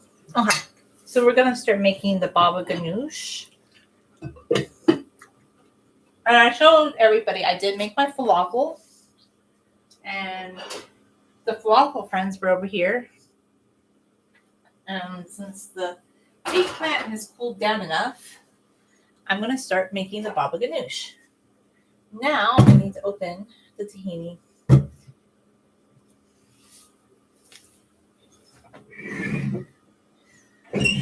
I do use washcloths more than paper towels. Like I have paper towels, but I prefer the washcloths. They're just, you can wash them.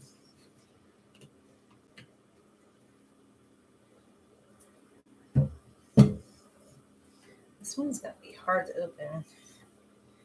What did I do last time? I'm trying to remember. Okay, let's see. Remember?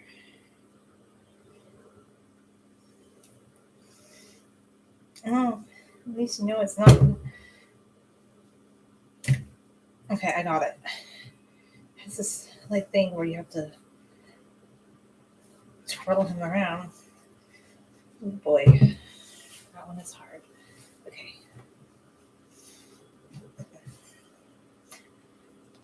I'm pretty strong too, so I don't think this would be easy to open if you don't have strong wrists or fingers. But yeah, this one is just like a tahini. It has hair on it. How did I get my hair on there?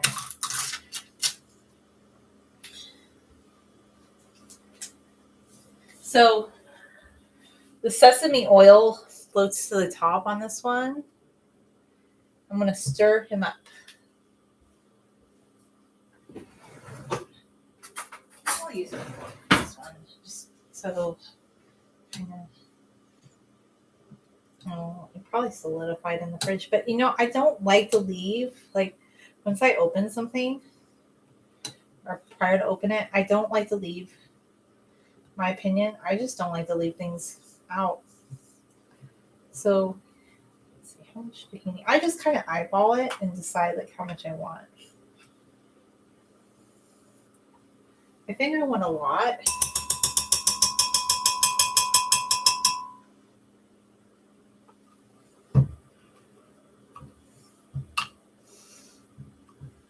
Just so it's really creamy.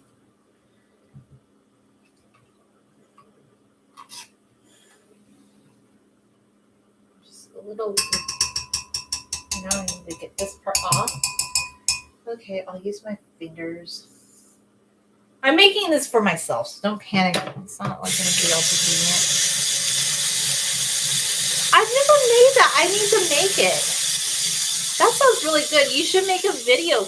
Like, you should make a video showing how you make it. I've made, I just make more of the savory stuff, but I haven't even made, like, baklava. I want to make that, and I haven't made that. But, you know, you should make a video. That would be really cool. I just make more like hummus, baba ganoush. I've done like the flatbreads before. I've made it myself. That's actually better. I think I'll make it myself this next time instead of buying the pitas because it actually tastes better when you make it. That's a lot of extra work. So anyhow, have that, and then I want some like seasoning for it, some pepper. But maybe what peppers do I want? So I have some peppers from my mom's garden that she dried for me. I think I want to use that. So I have some peppers that she dried for me from her garden.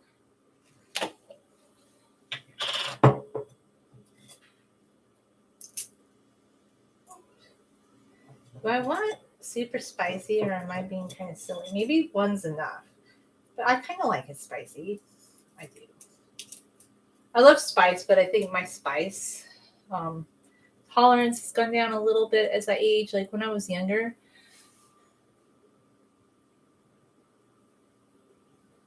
Oh yeah, I do too. Like, but my favorite one that I have tried that I really, really love is like Turkish delight, which they call lokum. Oh my gosh, that one's really, really good.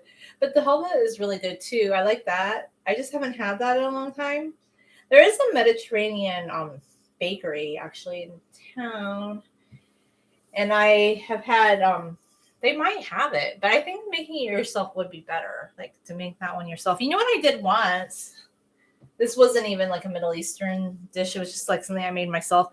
I made a frosting out of like, I used tahini for the frosting, like as part of the frosting. Okay, so hopefully this works. I might have to add some. I'm gonna make it work. See, I don't have a food processor, so I just make my blender do everything I want, and it will work. It just takes a little bit more finessing of it. But the way I see it is some people make this in a mortar and pestle. So if people can make it that way, I can make the blender do what I want. So I just kind of push it down. I'm going to push everything down so that it does exactly what I want.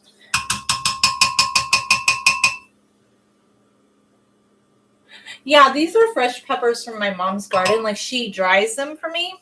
Like I mean, they're dried. These ones are dried, but I've had like the fresh ones. I also had a pepper plant in my backyard, but the sad story about him is I should have kept watering it, and I was usually better with plants in the past, but I just got really busy, and it was a little ornamental pepper plant, and it didn't live, but I didn't get a new plant.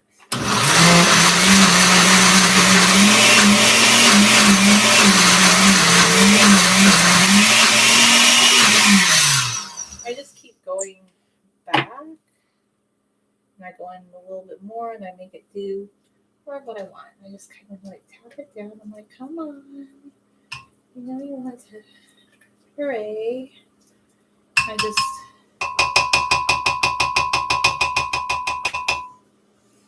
And this is not super authentic because I know like when people make it really authentic, but I might just add a little bit of tomato to it because it kind of will make it puree better. You know, I'll make it more liquefied. Why not?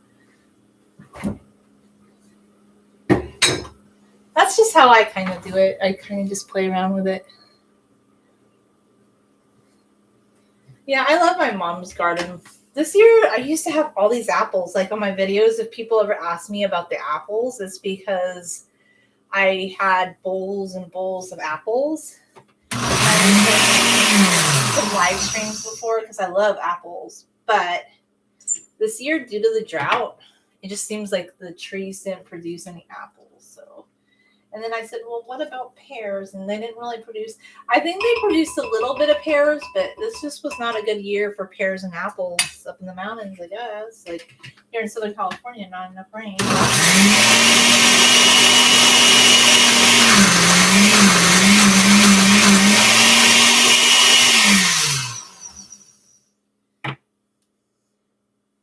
I probably should get a food processor again. I used to have one a long time ago. But you know,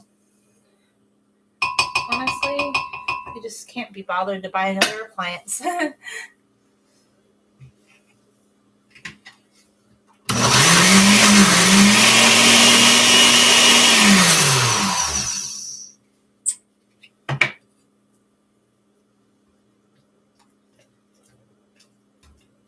Some people like it chunkier anyway. I just kind of like it smoother, so I'm just kind of trying to puree it as much as possible. But maybe I want it chunkier today. I don't know.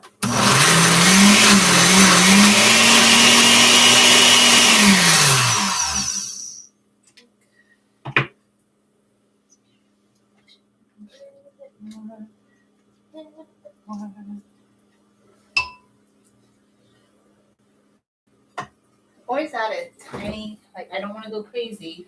Just like a tiny, tiny, tiny bit of water. Just like maybe that much. Just a littlest bit. And they do that with hummus too. Like the cold water actually helps make it creamier. So sometimes.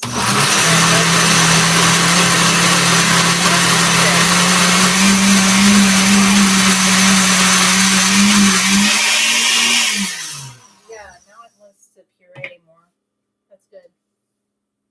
You still want it to do a little bit more. So I'm going to keep going at it.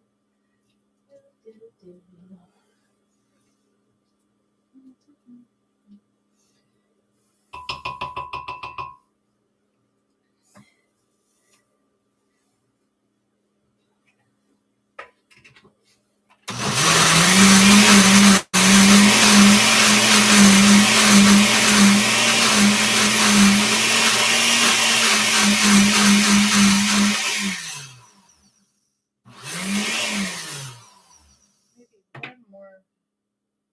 Push down a little bit more. No, it's looking. I don't mind it chunky today for some reason. Maybe that's okay. I know I could get it better, but I just need to get that nice food processor I've been wanting to get. I'm just not ready to get it yet. So, turn it upside down, upside down, upside down.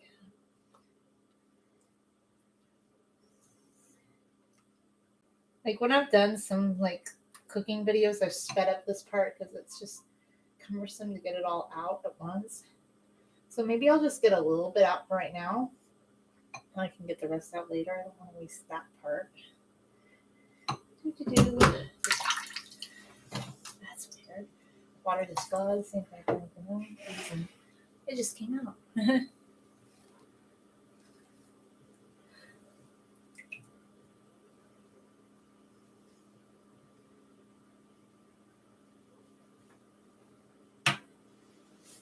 Okay, so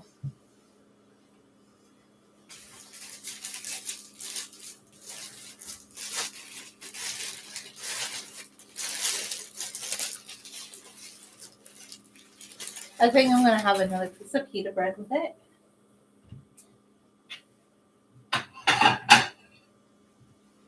And maybe another falafel.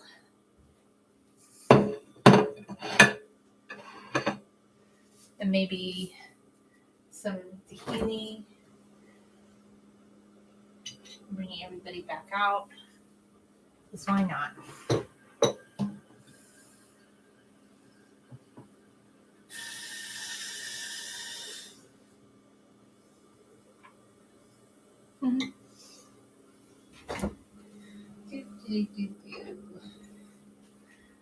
Some tomatoes. I want a little bit more.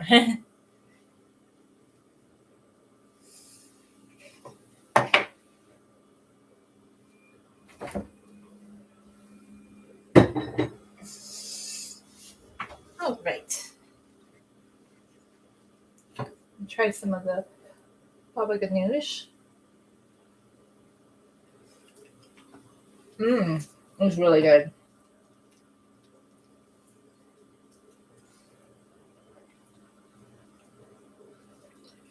I should have put lemon in. I didn't do that, but that's okay. I actually could just squeeze some lemon in it right now. Some lemon in there.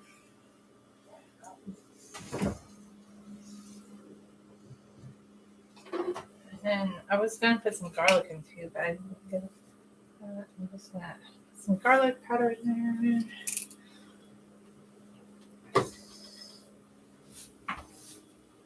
And then kind of mix it up a bit.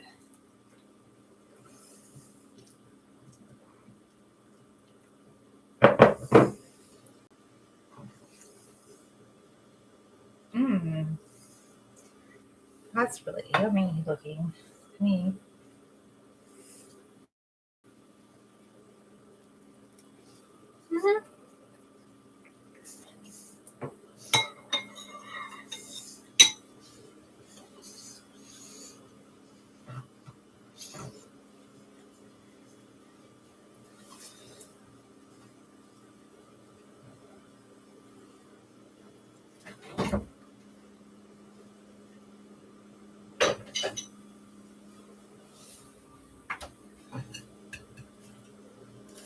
Mm-hmm.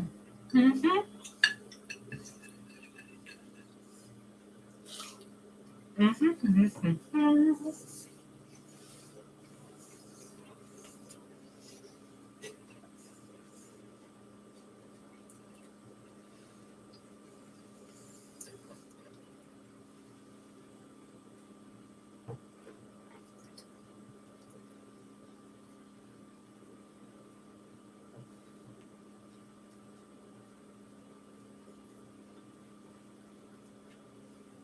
So here's some baba ganoush, and then maybe I'll break off a piece of the falafel and I don't know, dip it in the tahini. Mm-hmm. Mm-hmm.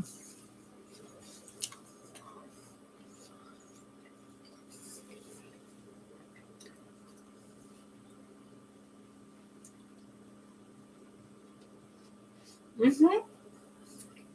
It's really good.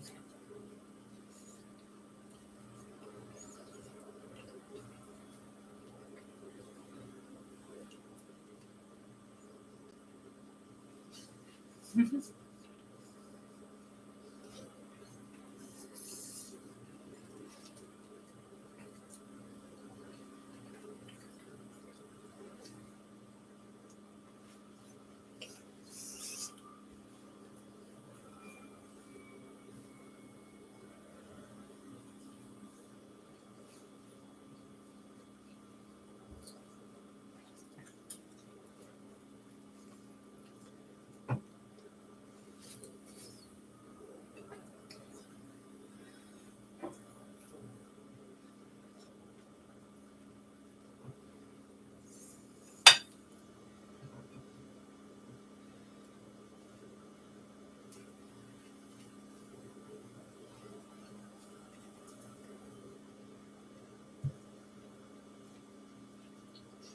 Mm-hmm.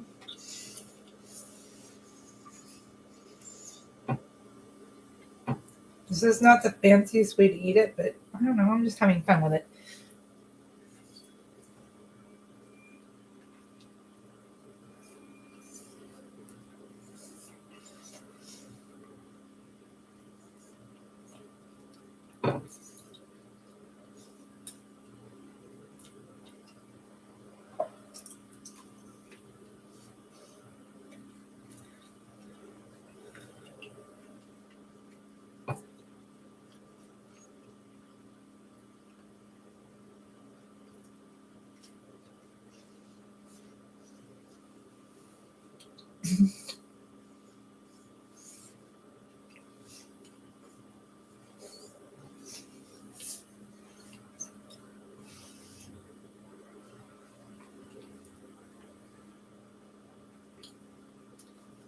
Mm-hmm.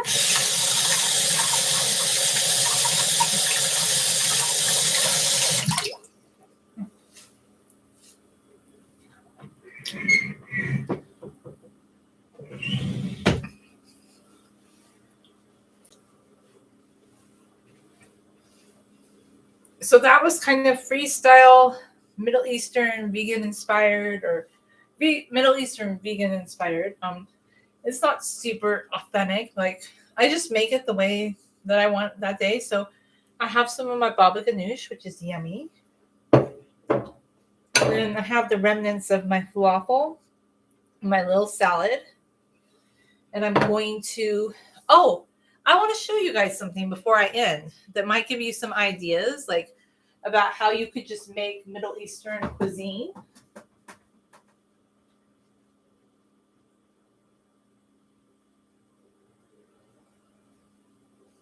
So I have to show you this. It's kind of cool, actually. It's the Ralph Nader Family Cookbook. Now, somebody gave me this book because I told them my dad's like Syrian Lebanese. It's basically the same thing. Like my dad's family came from the Bequa Valley of Lebanon, okay, which is on the border with Syria. So it's really more Lebanese culturally than like Syria. Although when I did my 23andMe, it showed I had some links to Aleppo, and somebody said, "Oh yes, that's because this one like fourth or fifth cousin who loves genealogy. He did our family tree. And he said, well, one of your like third great grandparents came from Aleppo." And I said, "Oh, that's interesting." But mostly we're like on my dad's side of the family via his dad. Like it's really Lebanese, but we always called it Syria, but it's really Syrian Lebanese. But this is like, there was a cookbook that I really wanted to get. It was The Art of Syrian Cooking by Helen Corey. But that book is no longer in publication, and you can only buy like copies of it. And I tried to buy a book, just like a book about a Syrian American who moved to America called The Syrian Yankee during the pandemic, and I got sent back. I tried to send it to my dad. But I even though I've read this book, I'm going to give it to him because I think he might like it. And also, too, I think it might be, if you're interested in like Middle Eastern cooking, like Lebanese style cooking, and you want to have a cookbook with some basic recipes, this is pretty cool because it's like his family cookbook.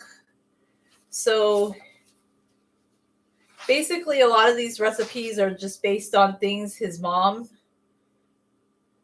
"Ralph," she urged, "these vegetables will make you stronger and a faster runner." She nudged the dish closer to me. "No, no, Mother, I don't want to eat it." A triple rejection was a very, very rare in our household. Mother did not believe in coerced or incentive-driven food consumption. She leaned over with her warm smile and asked Ralph, "When you say I don't like or I don't want to eat it, who is I?" A little flustered, I blurted out, "I is me, Ralph." "I'm not sure, son. Could it be your heart, your lungs, your liver, your kidneys that are saying no?" By this time, I was reduced to sputtering noises. She continued, "Ralph, I think I know who I might be." "Who?" She smiled again. "I is your tongue, which you have turned against your brain. Now eat so you grow up healthy," which grudgingly I began to do, looking forward to the tasty meal right after these appetizers. So that was a funny story about his mom wanting him to eat vegetables, and it has a lot of cool pictures of different recipes that are Lebanese. I guess like a Lebanese American chef, George Nijam.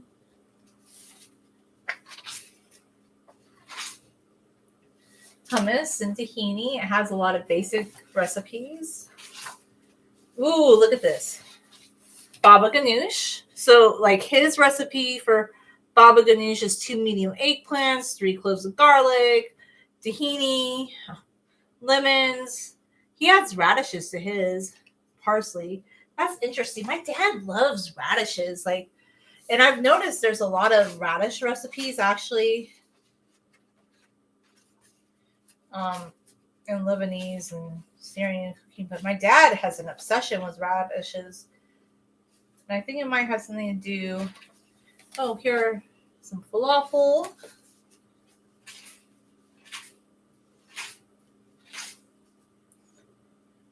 Here's that yogurt that lady was talking about when I was buying the stuff at Food for Less. She's like, "Do you eat the yogurt?" I don't because I'm vegan. But if you're into yogurt, Laban, that's supposed to be very healthy.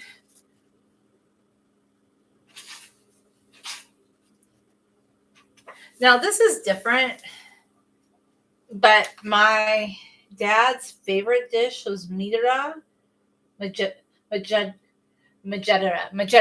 I'm always saying it wrong. Majedera. He loved like this lentils and rice, which also has like these onions in it. And then tabbouleh. So there's a lot of cool little recipes, but if you just want like kind of a family cookbook, like you could look up the Ralph Nader family cookbook. It has some Lebanese dishes, and they're pretty straightforward. There's a couple recipes in here I'm like, well, that's not really something I'd make, but I love like just seeing all the different. And the cool thing about it is like, yeah, there's some fish and there's some meat, but a lot of it can be vegetarian. Like actually, my dad loves kibbe. He said he loves his grandma's kibbe, so I probably wouldn't make that because it has lamb in it. But there's all sorts of cool recipes that you can make from this cookbook.